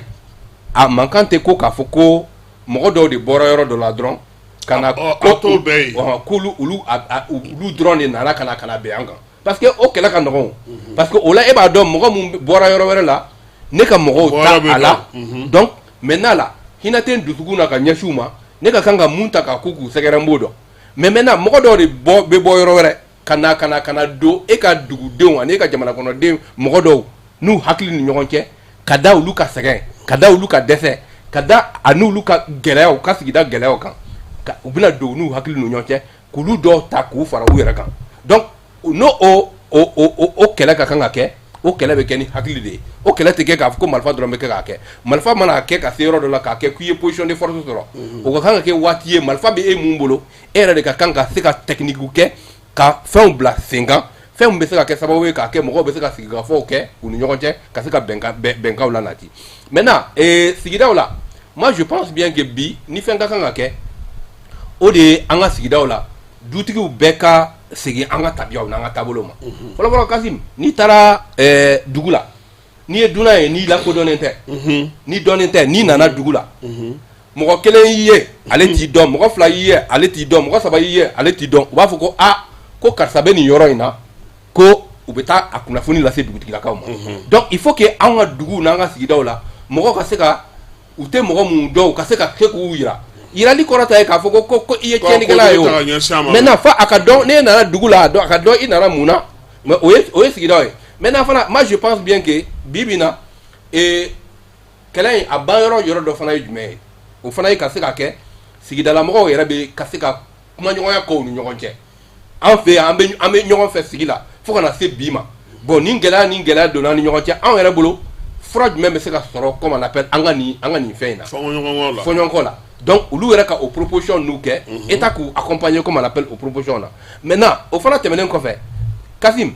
mɔgɔ mun tɛ 1000 sɔrɔ san kɔnɔ n'i nana ka na 100 proposer o ye mɔgɔ mun tɛ baara yɛrɛ la i b'a dɔn a ka ca Ala fɛ n'i y'a o ta k'i bɛ o bila k'a kɛ i b'a bila ka taa fɛn dɔ kɛ n'i ma farati a bɛ sɔn ka don a da fɛ parce que i nana 100 d'a ma ale ma deli ka 100 minɛ a bolo la maintenant banbati wale tigilamɔgɔ ninnu dun u b'o de kɛ an ka jeunes na donc pour que ka se ka kɛlɛ ban il faut que développement de ka se ka kɛ ka se ka jeunes don baara la ka se ka kɛ de telle sorte que jeunes kana ɲagari k'a fɔ ko n b'a kɛ cogo di donc moi je pense que comme ça là o de bɛ se ka na ni comme on appelle bɛn donc ani fana faut que état n'o ye ɲɛmɔgɔ ye olu ka se ka jamana kono den bɛɛ rassurer k'a fɔ ko ale bɛ mɔgɔw bɔ ɲɔgɔn na comme on appelle a ka baaraw la et je pense bien qu'il ka maliyɛnw rassurer donc marifa jɔyɔrɔ bɛ bɛn na mais sigi ka fɔ ko bɛɛ bɛ laban o la Kassim dɔw ye ɲɔgɔn kantigɛ an y'a ye k'a fɔ ko comme on appelle ça yɔrɔ dɔw la génocide kɛra yɔrɔ dɔw la mais après mun de nana u nana ka sigi fɔ de kɛ il faut que waati dɔ la an ka se ka kɛnɛ sigi kɛnɛ mun bɛ yafa ɲɔgɔn ma ani bɛn ka se k'o sabati donc pour moi o de bɛ se ka kɛ sababu ye ka kɛ bɛn bɛ se ka na maliyɛnw ni ɲɔgɔn cɛ sinon maliya jɔyɔrɔ bɛ yen mais marifa jɔyɔrɔ dan fana b'o fana la quoi a bɛɛ lajɛlen n'a ɲɛci don a bɛɛ lajɛlen n'a dan don a bɛɛ lajɛlen n'a se don Binta an b'a dɔn k'a fɔ nin waati in na sɔrɔdasiw ye wulikajɔ minnu kɛ dɔgɔkun laban in na a bɛ mɔgɔ hakili sigi ka taa fɛ hali bi hali n'i ye Tinzawatène ko ta k'a jateminɛ kɔsa in na ka hali nin dɔgɔkun yɛrɛ kɔnɔna na k'a lajɛ terroriste belebeleba min fana minɛna Menakakaw fɛ yen ale ni wulikajɔ minnu yɛrɛ fana daminɛna nin waati in na a ye dugu minnu fɔ olu caman kɔnɔna fana wulikajɔw bɛ senna sɔrɔdasiw bolo mun de bɛ se ka kɛ fasoden jɔyɔrɔ ye nin ko ninnu sinsinni na. Bon fasodenw jɔyɔrɔ bɛ se ka kɛ mun ye an ka kuma ɲɔgɔn ye an ka yafa ɲɔgɔn ma parce que ni bɛɛ ko ko n fa sara n tɛ yafa an ka jamana ma ou bien minnu bɛ fanga la n tɛ yafa u ma n tɛ se ka n dayɛlɛ u ye bon i bɛ fili la saya don balo tɛ balo don saya tɛ ne kɔni bɛ o de ɲini population fɛ an ka yafa ɲɔgɔn ma an ka nin kɛ ji bɔnni an ka wuli ka an ka tenitigiw dɛmɛ o de tun ye ne hakilina ye k'o f'u ye. Bon o kɔni au niveau la ne bɛna mun fɔ o de ye i kɛra maliden sugu o sugu ye mɔgɔ mun bɛ jamana mara la olu tɛ dɛ a kɛra civil o a kɛra militaire o armée ye fasodenw jɛ de donc maintenant la faso armée défenni ye fasoden ma diyagoya de donc maintenant e t'a kɛ armée yɛrɛ kama o e b'o kɛ e yɛrɛ ka lakana de kama parce que e lakananan de ye armée maintenant sigida mɔgɔ bɛɛ de ka kan ka armée jukɔrɔma don don comme on appelle a ka baara la Assimi Kadio, Assimi Mandio, Sadio Kadio, Sadio Mandio, Ablaye Kadio, Ablaye Mandio, comment on appelle Zinan To Kadio, Généraux To Kadio ou Mandio, Ika Jamana, Kanou Kama, Eka Kanka, Eka armée du Cormadono. Parce que Eka armée, ne Eka armée de Eka Lakanana, allez va te Besseka Snoro, allez va te Besseka Baraga, allez va te Besseka Bagamara, allez va te Besseka Monique, allez Besseka Kebesseka commerce. Maintenant, ni aller Fangatanyala, ni aller Lafura. Fo an ka faamuya k'a fɔ ko ni anw yɛrɛ kɛra sababu ye k'an ka armée lafu a kɔlɔlɔ laban bɛ se anw de ma donc an bɛɛ ka kan ka kɛ parce que ni jamana bɛ kɛlɛ yɛrɛ la mun bɛ fɔ o de ye k'a fɔ ko bɛɛ ka kan k'i yɛrɛ jateminɛ kɛlɛkɛcɛ ye kɛlɛkɛcɛ kɔrɔ tɛ k'a fɔ ko n bɛ comme on appelle tenue don ka taa kɛlɛkɛyɔrɔ la o mais kɛlɛkɛcɛ kɔrɔ de ye k'a fɔ ko n'i bɛ se ka kunnafoni ɲuman di i bɛ kunnafoni ɲuman di n'i bɛ se ka taa ji de di armée ma i bɛ ji d'a ma n'i bɛ se ka dɛmɛ mun lase armée ma a renseignement sira la i bɛ dɛmɛ lase armée ma o renseignement sira la o de bɛ se ka kɛ sababu ye k'a fɔ ko an bɛ se ka lakana bɛ se ka sabati armée jɔyɔrɔ bɛ armée la mais lakana sabatili la diɲɛ mɔgɔ mun bɛ sécurité ko dɔn u b'a dɔn k'a fɔ ko lakana sabatili la ko population jɔyɔrɔ belebeleba de b'a la parce que population de bɛ se ka jugu dɔw ye k'a sɔrɔ armée yɛrɛ ma jugu ye. O ye tiɲɛ ye. An b'a fɔ an filɛbagaw n'a lamɛnbagaw ɲɛna k'u sɔgɔlen don jaani na bi su in na an ka baabu dakun fɔlɔ tun bɛ tali kɛ wolomasiri tabaw kan anw yɛrɛ fasodenw jɔyɔrɔ bɛ se ka kɛ mun y'a kɔnɔna na o kɛra ɲininkali kuncɛli labanw ye premier ministre kura nana Binta an b'a dɔn k'a fɔ mɔgɔ caman bɛ k'a lakɔlɔsi wulikajɔw cɛ ka caya bɛɛ lajɛlen ni haminako don bɛɛ lajɛlen ni kuntilenna don waleya dɔw kɔni kɛra nali ni sisan cɛ mɔgɔw bɛ k'a fɔ ko a bɛ ka se ka mɔgɔw fara ɲɔgɔn kan k'a bɛ ka se ka mɔgɔw kuma ɲɔgɔn ye k'a bɛ se ka baara kɛ ko danaya bɛ se ka d'a kan waleya minnu bɛ senna bi général de division Ablaye Mayiga bolo e yɛrɛ bolo a bɛ se k'an se min. Bon Kassim a nana comme intérim wagati min na a tun bɛ nin de tun y'a ka mission ye ka se ka bɛɛ fara ɲɔgɔn kan ka bɛɛ don da kelen fɛ ka bɔ da kelen fɛ mun yɛrɛ ye ne da Ablaye la majigin de b'a bolo bon an ka jamana in fana tagabolo ni jamana caman tagabolo tɛ kelen ye fanga tɛ se mɔgɔw la yɛrɛ bonya tɛ se mɔgɔw la ni maralen no dɔrɔn mara bɛ fɛn bɛɛ sɔrɔ ni majigin mɔgɔw kɔrɔ hali n'a dusu bɔlen no a dusu bɛ da vraiment espoir bɛ yen a kana kɛ mɔgɔw kɔnɔ ko espoir tɛ yen parce que mɔgɔw bolo ko maliko bɛ kɛ cogo min na maliko tɛ ten maliko in bɛ ala yɛrɛ de bolo wagati ko de don bon an ka da Ablaye la an bɛ se k'a dɛmɛ ni dɛmɛ cogo min parce que mɔgɔ tɛ dafa maa si tɛ dafa parce que fɛn dɔ possibilité b'a ye ala yɛrɛ de bɛ fanga dɔ d'i ma mais a t'a bɛɛ d'i ma mais an ka da la parce que majigin b'a bolo a maralen don ni proposition min b'an bolo i kɛra yɔrɔ jan i kɛra yɔrɔ surun i ka taa d'a ma pour que jamana in bɛ se ka bɔ dingɛ kɔnɔ mais an kana an sigi maliyɛnw b'u sigi ka ɲɔgɔn lajɛ de u b'a fɔ nin ti ɲɛ nin ti ɲɛ mais e yɛrɛ kan ka mun kɛ pour que a bɛ ɲɛ vraiment ne kɔni espoir ba de bɛ yen nɔ parce que a ye a nalen n ye mission min yɛrɛ ye l'ancien premier ministre Yusufu Mayiga parti politique minnu tun bɛ yen nɔ caman bila la hali n'a tɔw ma bila sa caman bila la o ye denmisɛnnin caman apaiser ala anw yɛrɛ fana dusu tun bɔlen don parce que politique ye fɛn dɔ ye an ɲɛ b'an ka leaderw de la bon jamana ye fɛn dɔ ye kɛlɛ t'a ɲɛ minɛli tuma dɔw ka ɲi mais ka mɔgɔ dɔw minɛ ka taa yɔrɔ dɔw fana la ka se degré dɔ fana ma o fana man ɲi o yɔrɔ la an b'a f'u ye nin minnu bilala ta même si n'u ye erreur kɛ erreur ye erreur ye dɛ mais n'u ye erreur kɛ u y'u bila a diyara n ye u n'u ka défaut bɛɛ bon o bɛ se ka an da Ablaye la a bɛ se ka an jigi sɛmɛ a la a bɛ se ka bila an kunna an b'a bila an kunna hali leader religieux ninnu minnu bɛ côté minnu na a taara bɛɛ fo a ye sera bɛɛ ma ni bonya ani majigin et puis mun fana ye ne da la parce que a nalen a ka mission fɔlɔ kɛra mun ye o ye courant ko ye même si ni courant ma basigi sɔrɔ an mago bɛ courant na cogo min na an m'a ye mais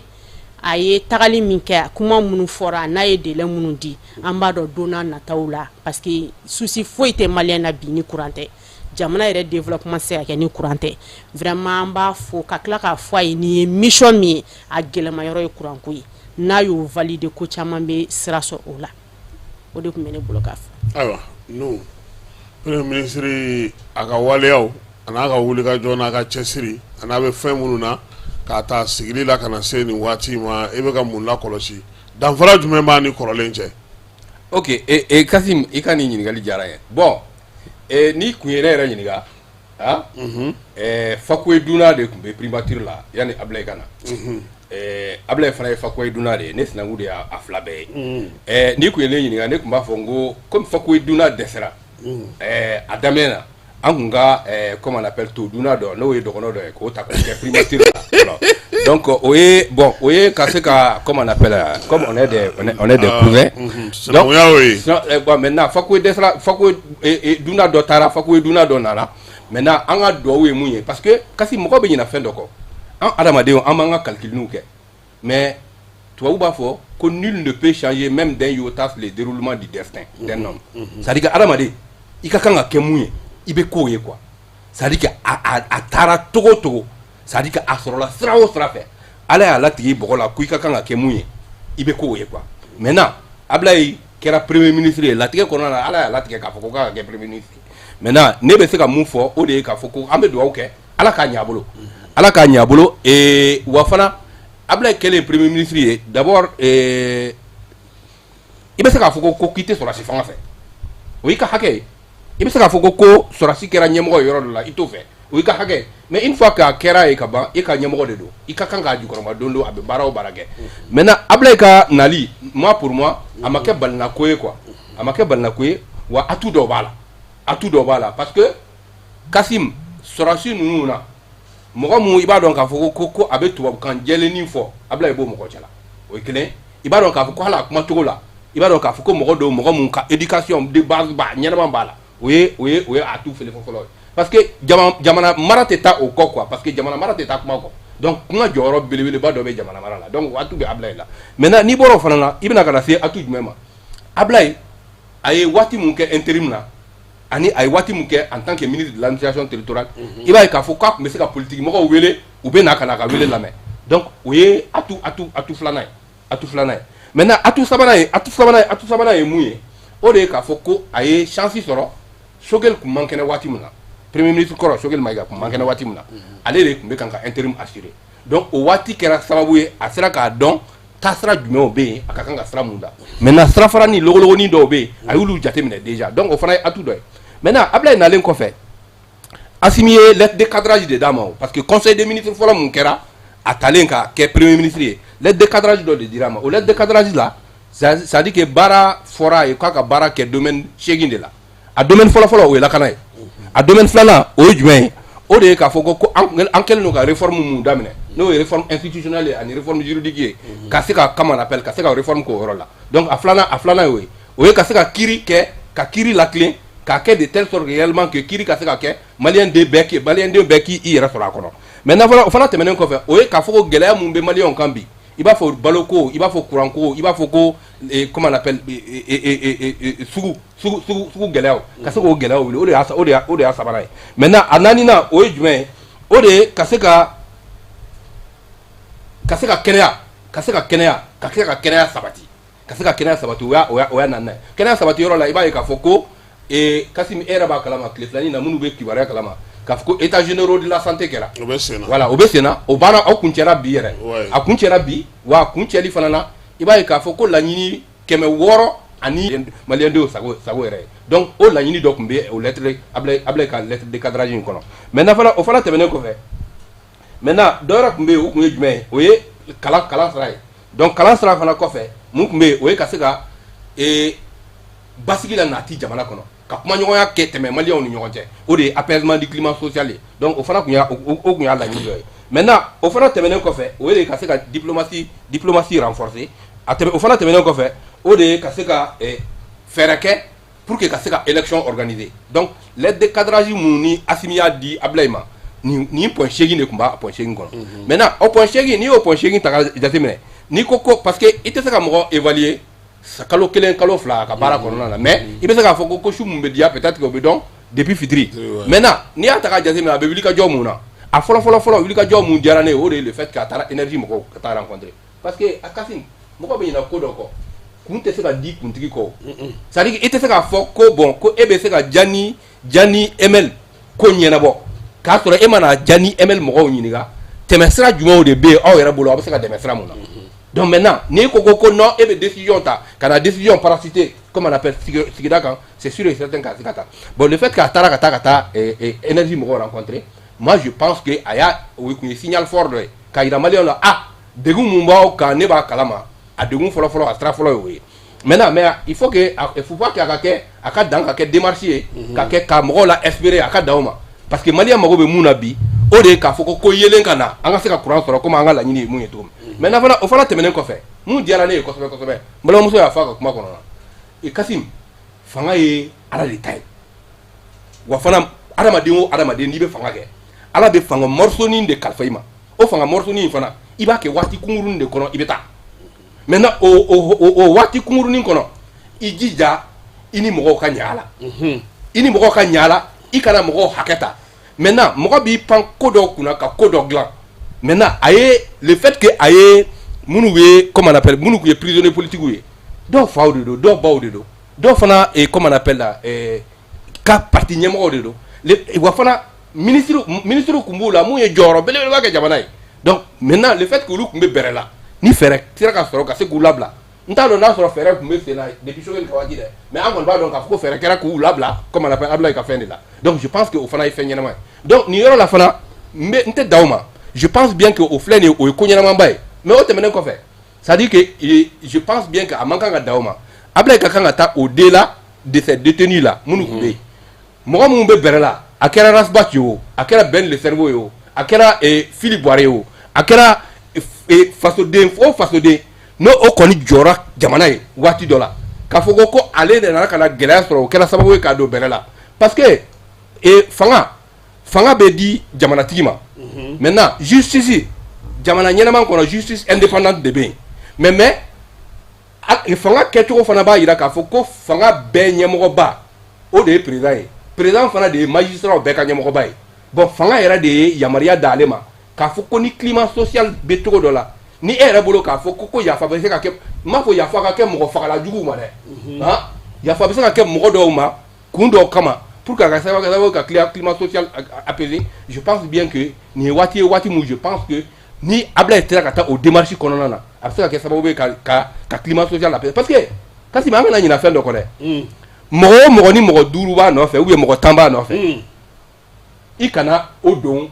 gela kudola. Parce que il m'a le do gela la, avec ko koko, il kele no go otiki kele do gela la. Mais otiki ana kanu baga be, il va sur le be de qui ka contrôle là. Alors que transition de période où Maliens ont fait donc je pense bien que déjà et le fait que les politiciens nous lablala abe mo digi mais akana da fana ma Il faut qu'à Kata, comme on appelle, au-delà de ça. Parce que Malien bébé fala, un bébé bala. Au-delà de Kata, comme on faraga. Voilà, au-delà, comme on appelle, des autres personnes qui sont, comme on appelle, en prison, telles que Rasbach, telles que Ben le cerveau. Donc, je pense que ni Fien Boda, mais c'est qu'à président, mais c'est qu'à vous gratter. Juste que vous jugez, mais président, mais c'est vous gratter. Maintenant, et voir ni mécanisme de ce pour pouvoir, comme on appelle, les aider à retrouver leur liberté. Et je pense que non, que la Jamana Nyamo, ne m'a fait mon mouiller mon frère, ou bien mon oué Jamfanti, Djougou, Kodjou Bakela Doyle. Maintenant, non, fais mon bé, mon bessé à Yafa. Jamana Nyamo est référent, Allah a voulu Jamana Moro gracier. Moro gracier, Tao de Béoua, à Moro de Béou, Béteo. Maintenant, Moro mon bessé à gracier, je pense bien que, et ni au gracier là, pour moi, après ça, ça va voir climat social apaisé le maximum que possible. Parce que bi, Malien Mogobe Mouna, Ode, comme on appelle Francaï. Maintenant, mais beaucoup il y a un comme on appelle Aka, et Feina, et Kadrina, Yoromuna, Ode, comme on appelle à là-bas, à point là-bas. Ode, élection organisée. Andamna Somassa. Binda, est-ce que Ablaïka Ouliga Jonaga, Chessirimba, Aboloni Watina, Observatanaye, Kalata Sanuma, Kalata Jene, Kalata Mini, Jamana Kuntigera Kokaka, Baskini, Lafia Konoa. Bon. Parce que abnavo laini mauga faranonga ya sanga sikata kalata ladi. Bon kalata in kadauni parce que on est parti politique yi, on est société civile yi. Niko anga joro soro, anta soro na makalata. Bon anga mogo sigleno ka on kono ni kalata ri. Mais Kassim, fendo ubeno anga na bla erreur sugu kono. Ne ma fo kalata mainde, kalata manga kede. Mais nous be se ka u ye kalata dogo mi fo ni ko be se ka basigo o konona la parce que an na ye kalata an na fo ko muna an ye kalata an nimisa konona la voilà bonne nyebo de natola sinon an na haraba ka ta quoi bo haraba te fendo de kan ga bla kalata nye sinon ina fo jumɛn bon be ɲɔgɔnyaw ni fɛn camanw be sécurité ko nunu bon ninu de be kɛlɛ in kɔnɔna la olu de be kɛlɛ in dɔn n'olu ye kalata kɛ ka ta k'a to cogo dɔ fana na ni minnu fana nana bila place la n'olu ma se k'a kɛ dun an bɛna fɔ ko n'an tun y'a dɔn parce que an ka ɲɛmɔgɔ caman taara a taara o siraw de kan sinon ne yɛrɛ dara la ko kalata bɛ se ka kɛ parce que ne ye nomination dɔ ye ministre délégué n'o ye Mahamani Nasiri maa o maa ni société civile b'i bolo ni parti politique b'i bolo ni delila ka kɛ candidat ye i se ka tɛmɛ administration territoriale fɛ abada ni ma cɛ in ka cɛsiri ye awɔ bon ale nana a kɛra ministre délégué n b'a dɔn ale de tun bɛ ka ko caman fɔ duguma mais ko mana se yɔrɔ dɔ ma i b'a dɔn k'a tigi bɛ da kɛnɛ kan parce que a bɛ jamana in dɔn a b'a tagabolo dɔn a b'a minɛ cogo dɔn a bɛ parti politique bɛɛ dɔn a b'a dɔn ni n ye nin fɔ nin ye nin bɛ ɲɛ nin cogo la tan n y'ale en tant que ministre délégué n y'a dɔn ni kalata ko k'a bɛ kɛ parce que il a beaucoup travaillé pour CENI ni fɔ EJU ni fɛnw bɛ sigi cogo min na a b'a ɲɛ dɔn mais ne ma da la ni kalata in bɛ se ka k'a dɔgɔ kɔrɔ parce que a ma dɔgɔ da fɔlɔ jamana kuntigi ko de a fɔra 2025 2025 ma fɔ dɛ date ma fɔ fɔlɔ ma ye dɛ a fɔra ko budget votera 2025 budget votera o ye tamasiyɛn ye awɔ ni budget votera 2025 mais on suppose que kalata ale bɛ taa sira minnu fɛ ni o y'a labɛn siraw ye an ɲɛ b'o dɔw bɔlɔ dontɔ la fɔlɔ ye mun ye o ye EJ bolo faraw olu bilalen no bi kalan na kalan min bɛ kalata labɛnni ko fɔ minnu bɛ kalata jaabili ko fɔ minnu bɛ jaabi farali ɲɔgɔn kan ko fɔ minnu b'a ta ka taa n'a ye fo centralisation na mun b'o ko fɔ o ye EJ bolo faraw ye Mali fan 14 bɛɛ lajɛlen olu y'o kalan daminɛ a yɛrɛ kalan kan ka kun fori sini dɔw ta bɛ ban sini dɔw ta banna bi Mali fan 14 don a daminɛna décembre kalo tile 5 o bɛ taa ban mɔgɔ bɛ se k'a fɔ k'o ye kalata labɛn sira ye filanan ye mun ye o ye musaka min fɔ n'o o donna nka kalata ale bɛ fɔ a bɛ fɔ i yɛrɛ b'a dɔn fo a ka fɔ de ko chronogramme dɔ filɛ o b'an bolo an bɛna nin kɛ o ka yira parti politique la ka tila k'a fɔ ko collège électoral bɛ convoquer nin don in n'o olu de fɔra parce que sinon n'i y'i ta musaka fɛ dɔw yɛrɛ bɛ se k'a f'i ɲɛna yɛrɛ wali salon na sini ko a tun bɛ musaka la o parce que Kassim mun bɛ ka ne bɔ salon ta de la mun bɛ ka ne bila ka nin bɛɛ fɔ parce que an ka retrait CEDEAO o bɛ problème caman ba de b'o ko kɔnɔna la bon n'a fɔra ko confirmera dans 6 mois ayi dɛ o banna n'o banna an ka passeport ko bɛ cogo di an ka carte biométrique ko bɛ cogo di an ka wari ko bɛ cogo di an ka fɛnw bɛ cogo di parce que n'o banna pewu k'a fɔ k'anw tɛ segin o ma i b'a ye papier caman b'anw bolo fo ka segin olu fana kan voilà i n'a fɔ papier jumɛn carte d'électeur ni carte d'électeur tɛ dɛ papier mun bɛ se ka kɛ kɔfɛ mɔgɔw bolo u bɛ se ka fɔ jumɛn passeport yɛrɛ malien ou bien passeport AES passeport min bolo i ka passeport de o CEDEAO ayi CEDEAO passeport tɛ o bɛ yen dɛ ayi Kasim o bɛ yen dɛ ayi passeport jumɛn bɛ yen CEDEAO passeport tɛ e ka passeport bɔ kɛ ne ka lajɛ e bɛ ka i ta min fɛ diɲɛ seleke 4 jɛkulu dɔ de bɛ yen mun bɛ taa ni ka segiw dan sigi jamanaw ni ɲɔgɔn cɛ jamanaw de tɔgɔ bɛ yen tɔn tɔgɔ tɛ yen mais a b'a kan ko CEDEAO nɔ n y'o de f'i ɲɛna o b'a kan mais o tɛ dan sigi o tɛ dan sigi ka taa ni ka segin la o CEDEAO mɔgɔw b'a dɔn ok minnu bɛ e ka taa aéroport la dɔrɔn mani agence minnu bɛ yen ani pankuru baarakɛla minnu bɛ e k'o ɲininka bani mais i bɛ guichet dɔw ye i b'a ye ko CEDEAO o bɛɛ bɛ kɛ o ye bɛnkanw de ye mɔgɔw ni ɲɔgɔn cɛ mais o kɔrɔ tɛ ko o b'i bali ka taa dugu la mais CEDEAO ye déclaration min kɛ i ma ye libre circulation libre circulation cela veut dire que les papiers que nous on a déjà là o tɛ se ka ta en compte ayi passeport b'an minnu bolo ani carte biométrique b'an bolo parce que o bɛɛ ye CEDEAO de olu si tɛ CEDEAO ye ouais mais moi je pense que est-ce que an tɛna waati koron pour que ka se ka parce que munna parce que aw bɛ ka fɛn fila de da ɲɔgɔn ma minnu tɛ kelen ye sɛbɛn ninnu sanfɛ a sɛbɛnnen don ko CEDEAO Mali nka CEDEAO ta tɛ o ye fɔlɔ ye dugutaa hukumu kɔnɔna na organisation internationale de bɛ yen min bɛ jamanaw de lakodɔn n'u ka papiyew ye jamanaw o tɛ organisation lakodɔn dɛ u bɛ jamanaw de lakodɔn n'u ka papiyew ye o papiyew olu ye jamana de ta ye jɛkulu ye aw ka ko ye aw yɛrɛ bɛnnen don mun kan ka sigi sen kan k'a fɔ k'an bɛ nin kɛ o don o premier ministre bɔra mais min bɛ yen ni mɔgɔw kan ka o faamu o de ye k'a fɔ sɛbɛn minnu munna n'o don pour que a fɔra AES kɔnɔna na ko bɛɛ ka Mali ka carte biométrique ta o fɔra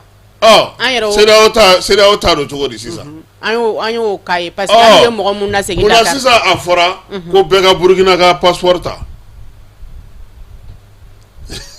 c'est vrai donc a bɛ yirila o yɔrɔ de la k'a fɔ sɛbɛn ninnu u bɛ jamanaw de tɔgɔ la maintenant baara minnu kan ka kɛ o ye an ka ɲɛmaaw an ka marabaaw an ka ministres an ka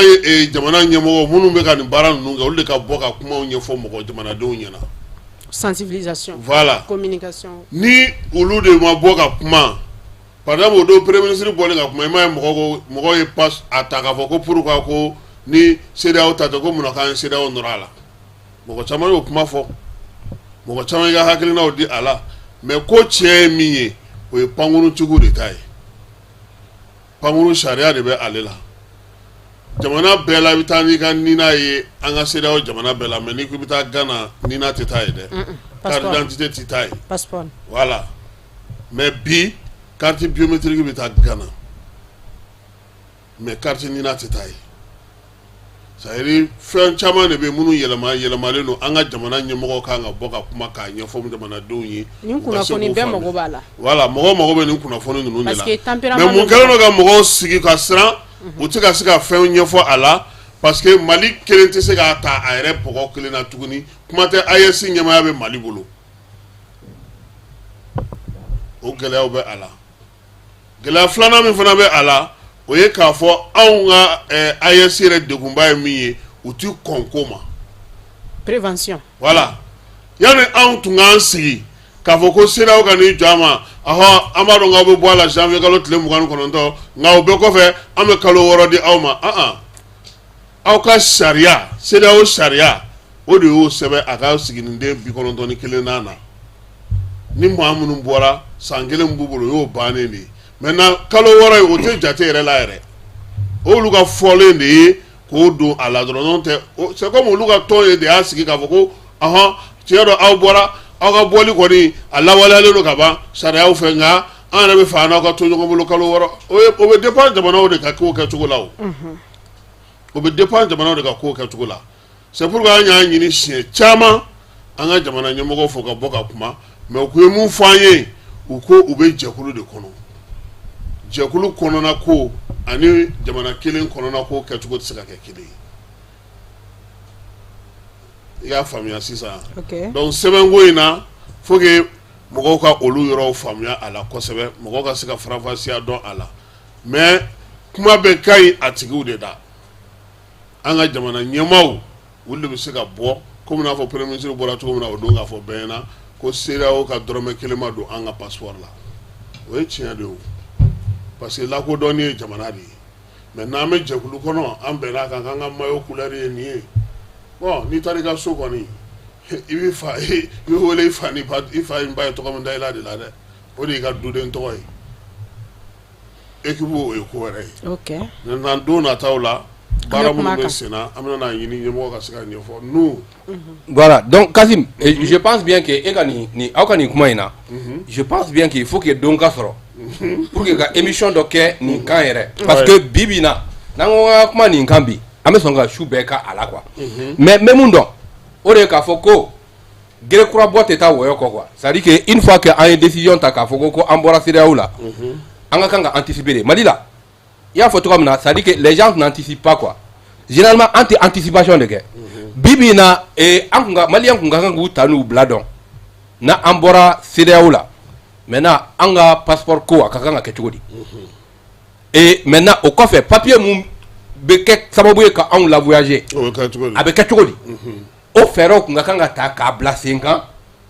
yanni an ka se bi don ma parce que an ye san kelen de kɛ san kelen kɔfɛ mun an y'a fɔ ko k'an bɔra CEDEAO la san kelen kɔfɛ an m'o o fɛn ninnu sigi sen kan je pense bien que voilà bɔli ma kɛ k'a ɲɛfɔ maliyɛnw kuma sirilen don o yɔrɔ la fɔlɔ maintenant je pense bien que autorités ka kan ka bɔ ka explication jɔnjɔn di mɔgɔw ma par rapport comme on l'appelle mais Kasim ne ma sɔn yɔrɔ mun ma aw fila ka kuma in na o de ye mun ye o de ye k'a fɔ n'i ko i tɛ karisa ka furu la i tɛ se k'a fɔ ko n tɛ karisa ka furu la ka tila k'a fɔ ko karisa tɔgɔ ka sɛbɛn comme on appelle ça e ka wolo sɛbɛn kan donc ou bien i ka furu sɛbɛn kan n'an ka kan ka bɔ CEDEAO la an ka kan ka an ka passeport kɛ passeport AES de ka kan ka k'a la ou bien Mali de ka kan ka k'a la moi o ye ne ka maintenant o fana tɛmɛnen kɔfɛ moi je pense bien que comme an bɛ élection ko kuma de la bi Kasim i b'a dɔn Mali la an degelen don ko dɔ la o de ye faama kura mun mana na sisan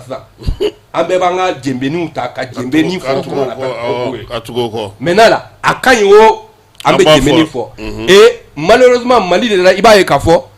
conseiller bɛ kɛ ka kɛ ne la ou bien a bɛ se ka kɛ e Kasim la i b'i labɛn ka na kosɛbɛ karavati b'i kan na mais i b'a sɔrɔ peut-être que a dɔw i ɲinana k'i daborose i gɛrɛla la i kumana a y'a jateminɛ k'a fɔ ko karavati cɛ ka ɲi veste cɛ ka ɲi mais conseiller de bɛ siran anw fɛ yan bi Mali la k'a fɔ ko a faama karavati kɔni cɛ ka ɲi veste cɛ ka ɲi mais i da in a position man ɲi kosɛbɛ parce que mɔgɔ caman bɛ siran k'o kɛ mun kama u b'a fɔ ko a bɛ n bɔ n place la a bɛ n bɔ n place la parce que réellement la n'i bɛ siran bɔli place la ça veut dire que e ma da i ka compétence la parce que n'i dalen don i ka compétence la i ka compétence mun y'i se nin place la a bɛ se k'i bɔ yen k'i se fɛ maintenant je pense bien que ni bamananw b'a fɔ ko mɔgɔ mun bɛ mɔgɔ fɛ yɛrɛ o de bɛ tiɲɛ f'a ye maintenant an bɛ don min na komi bi Kasim ni conseil bɛ ne yɛrɛ bolo k'a fɔ comment on appelle transition mɔgɔw ye o de ye c'est à dire que l'année 2025 là u k'a kɛ année d'élection ye ka élection organiser a la u ka taa pendant que u ko ka di maliyɛnw ye parce que o de parce que ŋana lakari ka di maliyɛn ye ka tɛmɛ bɛɛ kan i b'a ye bɛɛ bɛ tɛgɛrɛ fɔ an b'i kɔ an bɛ sa i nɔfɛ mais n'a a gɛlɛyara don min na i tɛ mɔgɔ ye donc pour moi bi bi in na an bɛ don min na komi bi Kasim bi an ka kan ka taa élection na n bɛna kun damadama f'i ye a fɔlɔ parce que an kana bin siɲɛ ka kɛ bɔgɔ kan quoi an bɛ fanga kɔnɔ fanga mun jalakila ni fanga de comme on appelle marifa de maintenant Mali b'a a coup d'état durunan de la coup d'état si ma kɛ n'a ma kɔlɔlɔ ye o maintenant coup d'état mun kɛra ce qui est sûr i b'a ye k'a fɔ ko n'i ko ko an ka tiɲɛ fɔ ɲɔgɔn ye o de ye k'a fɔ ko gɛlɛya bɛ Mali la bi c'est à dire que n'i taara du kɔnɔ nasɔngɔko sira la i b'a dɔn ko gɛlɛya bɛ Mali la bi n'i y'a ta ka jateminɛ hali kuranko sira la parce que an ko ko an bɛ yɛlɛma dɔ de la nati o yɛlɛma la nati a tɛ taa gɛlɛya dɔ kɔ maintenant diɲɛ sera yɔrɔ mun na a fɔra de ko fanga tali a ka kɛ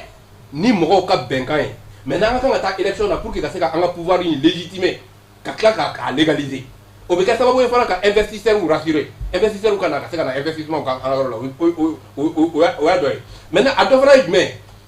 ni an taara élection na ni mɔgɔ minnu sigira a b'a dɔn k'a fɔ ko jamanadenw ye danaya dan kan maintenant yanni ne ka na transition mɔgɔ ninnu ye sira dɔ tracer sira mun segin cogo t'a la parce que bi an man kan ka ɲinɛ mun kɔ Kasim maliyɛnw kununa de quoi sɔrɔsi don o sɔrɔsi tɛ o i kɛra ministre ye o i kɛra civil ye o i kɛra militaire ye o maliyɛnden o maliyɛnden taara ka kɛ mali ɲɛmɔgɔ ye bi maliyɛnw tolérance zéro de bɛ maliyɛnw bolo bi quoi k'a fɔ ko ka kɔrɔ a bɛ kelen cogoya min na maliyɛn si tɛna na sɔn o ma quoi maintenant ne bɛ siran mun ɲɛ o de ye mun ye Kasim o de ye k'a fɔ ko ni an tora fanga diya fɛ ani fanga tulokɔrɔ kuma duman ni fɔli a fɛ an bɛ ɲina k'a fɔ ko bi diɲɛ sera yɔrɔ dɔ la où la démocratie la ou l'élection la o de bɛ pouvoir légitimer maintenant ni mɔgɔ mun bɛ fɛ k'i tɔ sɔrɔ a siya la i bɛ fɛ ka fanga ɲini i bɛ comment on appelle i bɛ fini bɔ i bɛ na ka na fanga ɲini n'o fanga dir'i ma o la jɔn bɛ se k'a fɔ ko sini ko comment on appelle e tɛ jamana ɲɛmɔgɔ ye mais bi n'an ma taa élection na toujours est-il que i b'a ye jamana wɛrɛw bɛ sɔrɔ mun b'a fɔ ko jamana marabaa mun b'an bolo jamana marabaaw tɛ mɔgɔ mun ni comment on appelle ni jamanadenw de y'a sigi parce que kuma tiɲɛ ye mun ye c'est vrai que population bɛ bɔ kɛnɛma ka taa yira k'a fɔ ko an bɛ jamana kɔnɔdenw jamana ɲɛmɔgɔ jukɔrɔmadon don mais jamana ɲɛmɔgɔ jukɔrɔmadon yɛrɛ a bɛ lakodɔn ni mun ye o de ye kalafili ye donc je pense bien que pour que ka se ka anw yɛrɛ ka fanga sinsin k'a kɛ de telle sorte que danaya ka se ka d'a kan a ka se k'a ka baara kɛ a kɛcogo la maliyɛnw ka se ka bɔ an bɛ gɛlɛya mun na bi il est important k'an ka taa élection na maintenant pour moi Kasim élection bɛ se ka organiser hali dans 6 mois o ye ne ka vision ye dɛ dans 6 mois et si ils s'y mettent ni autorité de la transition mɔgɔw y'u mettre parce que a lajɛ an kɛrɛfɛ jamana dɔ la an kɔrɔ yan n balimamuso bɔra yɔrɔ mun na Macky Sall ale tun bɛ fɛ ka comment on appelle la u ka constitution k'a violer o d'une manière o ale tun bɛ fɛ ka élection date bɔ a ma mais cour constitutionnelle wulila k'a jɔ a jɔyɔrɔ la de telle sorte que 2 mois kɔnɔ ale tun bɛ kan ka projection mun kɛ u obligera k'o b'o projection kɔnɔ ka u raccommoder pour que ka se ka élection organiser donc bi bi na an ka fanga ɲɛmɔgɔw n b'a dɔn bi maliyɛnw bɛ yɔrɔ mun na u bɛ se ka degun kun ka se waati caman ma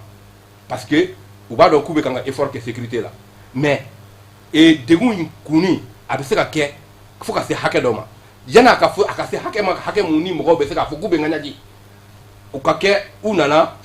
u seko kɛ parce que jamanajɔ tɛ komi comme on appelle sojɔ dɛ jamanajɔ tɛ komi dugujɔ dɛ jamanajɔ i bɛ na i b'i seko de kɛ maintenant i taatɔ i b'i jija k'a kɛ mɔgɔ mun bɛ na i kɔfɛ a ka kɛ mɔgɔ ye mɔgɔ mun i dara la k'a fɔ ko i nana ka na i ye baara mun bila sen kan o tigi ka na o baara bɛɛ don ji la et je pense bien que bi bi na an ka responsable olu de bɛ ko ninnu tiɲɛ dɔn parce que an bɛ mun fɔ yan o y'an hakilina de mais gɛlɛya mun b'a kɔnɔ ani nɔgɔya mun b'a kɔnɔ mun bɛ se ka kɛ olu de b'a dɔn mais toujours est-il que ce qui est sûr maa ba a n'a sinamuso n'u bɛ mankan na n'u bɛ kɛlɛ la a fila bɛɛ y'i ba de ye o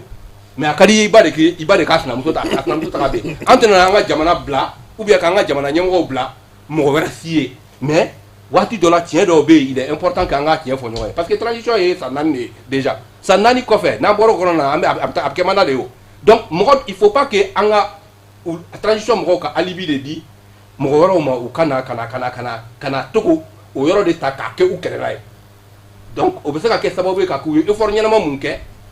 o effort kana don ji la alors que bi bi na maliyɛn bɛɛ i bɛ se k'a fɔ peut-être que ninnu ka ko man di ye mais maliyɛn bɛɛ b'a dɔn k'a fɔ ko k'u ye ko dɔ kɛ o ye hakili ye o hali ni yɔrɔ dɔw bɛ yen yɔrɔ mun ka kan la olu de b'a dɔn gɛlɛya bɛ yɔrɔ mun na u ka kan ka wuli ka fɛɛrɛ de kɛ ka gɛlɛya ninnu wuli ka bɔ yen pour que ka se ka élection organiser pour que Mali ka se ka segin comme on appelle la situation mun ni mɔgɔw b'a fɔ normal parce que entre guillemets démocratie mɔgɔw b'a fɔ démocratie entre guillemets de don parce que ATT y'a fɔ ala ka hinɛ la ala ka dayɔrɔ sumaya mɔgɔ ma mun fɔ ATT ma yan mais ATT yana ATT yɛrɛ ka ban ATT ko ko a ye kalafili mun kɛ a y'a fɔ a ka Salif de ta Salif Sanogo de ta a y'a fɔ ani Salif Sanogo ka interview dɔ la a ko en réalité la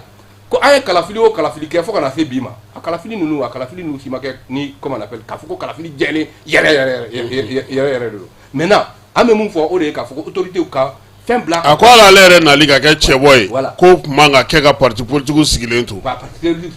donc maintenant moi je pense bien que n'i y'a ye k'a fɔ ko hali pouvoir militaire nana mun de nana n'a ye parce que en réalité là il faut que mɔgɔw k'a faamuya k'a fɔ parti politique un moment donné u y'u dan de yira quoi u y'u dan de yira parce que waati dɔ kɛra malien a kɛra malien kɔnɔ ko politique ye namara galontigɛ ɲɔgɔn janfa ayiwa alors que o tɛ politique ye an ka waati korona bida i bɛ i tɛgɛ kɔrɔta dɛ ouais bon ne tun bɛ fɛ ka mun fɔ ka fara kuma in kan bon élection ko in ne t'a dɔn ni mɔgɔw y'a jateminɛ ne y'a fɔ n ko élection kɛra bon kɔfɛ mɔgɔ dɔw bɔra ko k'an bɛna jateminɛ ni consensus don parce que ne bɛ analyse de kɛ ko ninnu kan k'a fɔ k'i k'a fɔ ko fo nin ka kɛ mais n'i bɛ ka jamana tagabolo jateminɛ i b'a dɔn ko fɛn dɔw bɛ yen a bɛ se ka kɛ wa a tɛ se ka kɛ bon o ye kelen ye filanan ye dɔw bɔra k'a fɔ ko an bɛna jateminɛ ni consensus de bɛna kɛ ou an bɛ taa élection de la ni maliyɛn bɛɛ bɛna jɛ n'a ye ka président min bɛ yen nɔ k'a to an kunna o ye consensus ye parce que insécurité ni fɛnw bɛ yɔrɔ la a tilala k'a fɔ tugun n'o ma bɛn an bɛna lajɛ n'an bɛ élection kɛ bon ne ɲɛ bɛ référendum wɛrɛ de la mun ti élection ye parce que n'a fɔra ko élection bɛ kɛ ninnu tɛna taa ka fanga to mɔgɔ si bolo parce que population de kelen do ka pression kɛ danaya ba tɛ ne yɛrɛ politicien yɛrɛ danaya ba tɛ mɔgɔ kan k'u bɛ se k'u bolo ɲɛsin mun ma ka tɛmɛ ninnu kan bi bon ni population ye pression min kɛ an bɛ jamana in bɛ ka taga n'o bolo de ne kɔni ɲɛ bɛ mun na ɲɛ bɛ référendum wɛrɛ de la pour que ka constitution in falen ani ka texte ninnu falen pour que Assimi peut être candidat ne kɔni ɲɛ b'o de la parce que n'i bɛ kuma i bɛ kuma ni analyse de i bɛ kuma ko min bɛ ka taa jamana kɔnɔ ne bɛ fɛnw suite o da to n bɛ k'a fɔ tan sinon ni élection kɛra a ka di ne yɛrɛ parce que hali ni ne ma kɛ candidate ye présidentielle la n bɛ kɛ fɛn dɔ ye donc f'an ka taa élection na a ka di ne ye non mais Kassim ne bɛna fɛn kelen de f'i ye minute kelen dɔrɔn dɛ parce que waati banna c'est à dire que ne bɛna fɛn kelen de f'i ye c'est à dire que faut que ko dɔ bɛ yen maliyɛn k'o bɔ ɲɔgɔn kunkolo la quoi san 5 yanni bi cɛ jɔn tun b'a dɔn ko Assimi bɛna kɛ président ye mɔgɔ si tun t'a dɔn hali Assimi yɛrɛ tun t'a dɔn k'ale bɛ se ka kɛ président ye Mali ye jamana belebele de ye cɛ belebelebaw de bɛ Mali la civiliw cɛla ani militaires cɛla cɛ belebelebaw de bɛ jamana in na mun ye cɛ jɔlenw ye ni occasion yira la c'est pour dire que i kɛra civil o i kɛra militaire o c'est à dire que n'i ka jamana kanu b'i dusukun na k'a fɔ ko i b'i ka jamana fɛ yɛrɛ yɛrɛ k'a fɔ ko fɛ dafalen de don dɛ parce que i b'a dɔn problème ye mun ye dɔw bɛ jamana fɛ mais u bɛ fɛn fɛ ka tɛmɛ u ka jamana kan donc olu ye mɔgɔ ye mɔgɔ min bɛ se k'u ka jamana feere donc Assimi ɲɔgɔn 100 de bɛ ayiwa bon c'est pour que an kana na taa kuma dayɛlɛ kura ye c'est pour dire que bi bi in na cɛ jɔlen baden de bɛ Mali la mun bɛ se ka jɔ comme Assimi jɔra cogo min na je pense bien que an ka taa élection na an ka cɛbɔ mun anw yɛrɛ dara la k'a fɔ ko o bɛ jɔ jamana ye n'o kɛra mɔgɔ mun ye maliyɛnw ka danaya da o kan o bɛ se ka kɛ sababu ye ka kɛ denkɛrɛfɛ kuma mun bɛ fɔ an ka jamana kan an ka b'o la an ka taa développement na quoi ayiwa élection n'a y'a sɔrɔ développement don ATT ye min fɔ a caman kɛra nka an ka dugawu kɛ min ka ɲi an ka jamana ma ala ko o timɛ an ye kumakuncɛ kuma jumɛn b'i fɛ bon kumakuncɛ kuma na ne yɛrɛ ni n bɔra yan peut-être que n bɛ sɔn ka n kan bisi ni ma kuma fɔ kumakuncɛ kuma na o de ye k'a fɔ ko ne bolo n'i y'a mɛn a bɛ fɔ bi Mali dɔw de ye Mali tu sira bɔ wa u ye Mali dilanna dɔ kɛ comme on appelle maliyɛnw u ye Mali dilanna dɔ di maliyɛnw ma Mali dilanna mun n'o ye hymne national ye parce que hymne national kɔnɔna na kumakan barikamaw de b'a kɔnɔ kumakan barikama mun maliden bɛɛ ka kan k'a ɲini k'a dɔn donc o kumakan barikama ninnu ye jumɛnw ye o de ye k'a fɔ ko Mali hymne national n tɛna na ka na don a référent na a couplet fɔlɔ b'a fɔ de ko Mali mana a kan bɔ ɲɛtaa kɛlɛbaa don an bɛɛ b'an cɛsiri ka layidu timɛ layidu ye fɛn belebeleba ye suwaju ŋani a kelen farafin na kelen ya jugu mana a kun bɔ kɔnɔna o kɛnɛma bɛɛ ka wuli k'i jɔ saya ka fisa ni malo ye saya maliyɛn b'o kɔrɔ dɔn ni malo ye n'i bɔra o la i bɛ se mun ma a bɛ fɔ ko aw ye wuli couplet filanan b'a fɔ de ko aw ye wuli duguba ni dugumisɛnw aw ye wuli musow sifin ni makɔrɔbaw anw ka jamana ɲɛtaa kama ka sin an ka sini ɲɛsigi hɛrɛma ma anw danbe kama an ka ɲɔgɔn minɛ donc a bɛ malidenw wele ka kɛ ɲɔgɔn minɛ de kan o kɔrɔ bɛ mun yira k'a fɔ ko maliden bɛɛ jɔyɔrɔ b'a la jamana ko la n'i bɔra i bɛ se Mali hymne national couplet sabanan ma o couplet sabanan bɛ mun fɔ o b'a fɔ de ko sira ka gɛlɛn o ye gɛlɛya dan ye Modibo ninnu ye hymne national dilan 1962 mais an bɛ kan k'a tiɲɛ dɔw de vécu bi sira ka gɛlɛn o ye gɛlɛya dan ye sira mun b'anw se foroba hɛrɛ ma wuli ka jɔ ani cɛsiri hakili cari waati bɛɛ la kunu tiɲɛ o ye don bɛɛ tiɲɛ ye an ye kunu tiɲɛ de bila ka kɛ mɔgɔ wɛrɛ ye kunu tiɲɛ o ye don bɛɛ tiɲɛ ye maintenant wasiji o de bɛ Mali hɛrɛman kɛ n'a bɛ maliyɛnw kɔnɔ k'a fɔ ko Mali bɛna ka indépendance dafalen sɔrɔ ko Modibo ninnu y'a ɲini k'a bɛ kɛ nɔgɔya kɔnɔ Modibo ninnu y'a fɔ k'o tɛ selen ka kɛ o Modibo ninnu tun y'o visionnaire n'i bɔra o la i bɛna se mun ma i bɛna se Mali hymne national couplet 4nan ma o b'a fɔ de ko farafinna wulila ten sa farafinna wulila ten seginna an ma donc danbe ye mun ye danbe ye fɛn belebeleba de ye malien i ye militaire yo, i ye civil yo, i ye boucher yo, i ye bagamarala yo, anw danbe ye fɛn belebele anw danbe seginna aw ma an k'o kɛlɛ jukɔrɔma don do an ye layidu mun ta parce que n'i y'a ye k'a fɔ ko Mali y'a ka fɛnw kɛ Burkina nana ka na fara an kan Niger nana ka fara an kan c'est à dire que Mali depuis lawale an ye layidu de ta k'a fɔ ko an bɛ farafinna keleya sabati donc Mali hymne national b'a fɔ an ye layidu mun ta k'a fɔ k'an bɛ farafinna keleya sabati an k'an jija an k'o layidu timɛ an bɔ bolo dilen ɲɔgɔn ma an ka wuli an ka taa hɔrɔnya wele jaabi donc malien si man kan ka kɛ retard la hɔrɔnya wele jaabili la donc maintenant n bɛ malien wele u ko a ɲini ka hymne national dɔn hymne national fana an ye baara mun bolo la n'a bɛ fɔ a ma ko hymne national challenge a bɛ malien dege i kalanna o i ma kalan a bɛ malien dege Mali hymne national la a da ye dɔrɔn i bɛ message de ci WhatsApp numéro la numéro mun ye 76 61 06 02 76 61 06 02 donc Kassim ne dalen no mun na o de k'a fɔ malien ye fɛnba de malien être malien est une bénédiction maintenant là malien mun y'a yɛrɛ la fu o de ma malien ya nafa dɔn donc an k'an bolo di ɲɔgɔn ma o de bɛ se ka kɛ sababu ye k'an ka jamana in bɔ an bɛ kunbala mun na i Gundo su in yɛrɛ tɛ e kelen bɔ Binta i ka kuma kuncɛ kuma kuma cɛ kuma la n bɛ Kassim Mini ka jama bɛɛ fo ka malien den cɛman n'a musoman bɛɛ fo an bɛ situation min kɔnɔ a ka gɛlɛn anw ta ye Mali ko ye an ta ye AES ko ye an ta ye Afrique ko ye anw ye musow de ye anw bɛ bɛn de kɔ k'a fɔ an ka dirigeants ye jamana Afrique jamana présidents bɛɛ ye u ka jamana Afrique bila ɲɛfɛ u ka duguko bɔ a la u ka problème de leadership ko bɔ a la ko nin de ye Mali ye o nin de ye Burkina ye o nin de ye Niger ye o nin de ye Abidjan ye o an k'a bila an kunna k'an bɛɛ de ye africain an bɛ se ka don da kelen fɛ ka bɔ da kelen fɛ ni ko dɔ ye ka jeunesse tɔɔrɔ o bɛ jamana wɛrɛ ka jeunesse tɔɔrɔ an ɲɛ bɛ États-Unis na an ɲɛ bɛ Nations Unies fɛn na Europe la olu farala ɲɔgɔn kan mais fɛn fɛn bɛ se k'a to kɔfɛ mɔgɔw bɛ se k'an diviser an yɛrɛ an ka responsable ko an ka président k'o lajɛ u kana sɔn ka don o siraw fɛ u k'a dɔn l'administration est une continuité olu fɔra dɔ kɔ dɔ fana bɛ fu kɔ bon jeunesse sigilen don k'olu lajɛ parce que olu fana ka fɛn ɲɛnama de bila an ka jeunesse ɲɛ n'o ye bɛn ni kelenya ye an ka hakili bila dusu ɲɛ n'an ye dusu ta jamana mara la n'an ye dusu ta fɛn dɔw la a ti ɲɛ fɛn dɔw bɛ yen nɔ a ka gɛlɛn mais hakili bɛ se k'a ɲɛnabɔ sigi ka kuma bɛ ko caman ɲɛnabɔ kuma ɲɔgɔn na ka kuma ɲɔgɔn fɛ o b'a to dusuw bi da fɛn caman bɛ se ka faamu k'a dɔn Afrique anw de ko k'an bɛ fara ɲɔgɔn kan diɲɛ kan ka na laban Afrique de kɔnɔna la bon tant que anw kɔni ka diɲɛ kan ka na laban anw de fɛ yen force bɛ Afrique de la bon juguw fana tun'u sigi k'anw jateminɛ an ka jamana in tɔgɔ un peuple un but une foi mɔgɔ jamakulu kelen hakilina kelen taga sira kelen ye bon n'o sen jɛla o bolo jɛlen malien bɛɛ ka don da kelen fɛ ka bɔ da kelen fɛ africain bɛɛ ka don da kelen fɛ ka bɔ da kelen fɛ pour que an bɛ se ka espérer un Afrique meilleure an kana fɔ ko jugu ka don ani ɲɔgɔn cɛ mais Kassim n bɛ e yɛrɛ fo k'an to Dakar n bɛ panafricain bɛɛ fo parce que ni panafricains ye mɔgɔ mun ye olu ta ye Afrique kanu de u ta tɛ jamana kelen kanu ye an y'a décider yen nɔ k'an kana fɔ ko nin ye Mali ye nin ye Niger ye nin ye nin ye ta AES kɔni o ye problème sécuritaire ye o b'o fɛ mais an k'a fɔ ko Mali tɛ tuguni dɛ Niger tɛ tuguni dɛ Burkina tɛ tuguni dɛ Dakar tɛ mais Afrique de don an bɛɛ k'an tɛgɛ di ɲɔgɔn ma Afrique ko la nin yɔrɔ la n bɛ Sango fana fo Umar Sango bon an y'an sara ka wele da kɛ a tugura an kɔ ka taga an kunna wolo yɔrɔ la nin yɔrɔ la n b'a fo mɔgɔ fɛn fɛn y'an dɛmɛ nin ko la e yɛrɛ Kassim an b'i fo kosɛbɛ i ka cɛsiri la parce que ni e tun ma sɔn i ye équipe minnu bila ka taa nɔfɛ a tun tɛ kɛ an ye kunna wolo sɔrɔ grâce à toi a donna k'i ka écoledenw tun b'an nɔfɛ i merci Traoré ayiwa an b'a fɔ a ɲɛna sa k'aw ka hakili to hymne national challenge la ni maa minnu b'a fɛ ka taa ka bɔlɔlɔ sira kan sa i bɛ 76 61 06 02 76 61 06 02 hymne national challenge ni kɔni bɛ fɛ ka fɛn fɛn faamuya la WhatsApp groupe b'a la i bɛ se ka weleli fana kɛ pour que i sen ka don a la su in na ta an b'o jɔ yan an yɛrɛ b'aw fo k'aw waleɲuman dɔn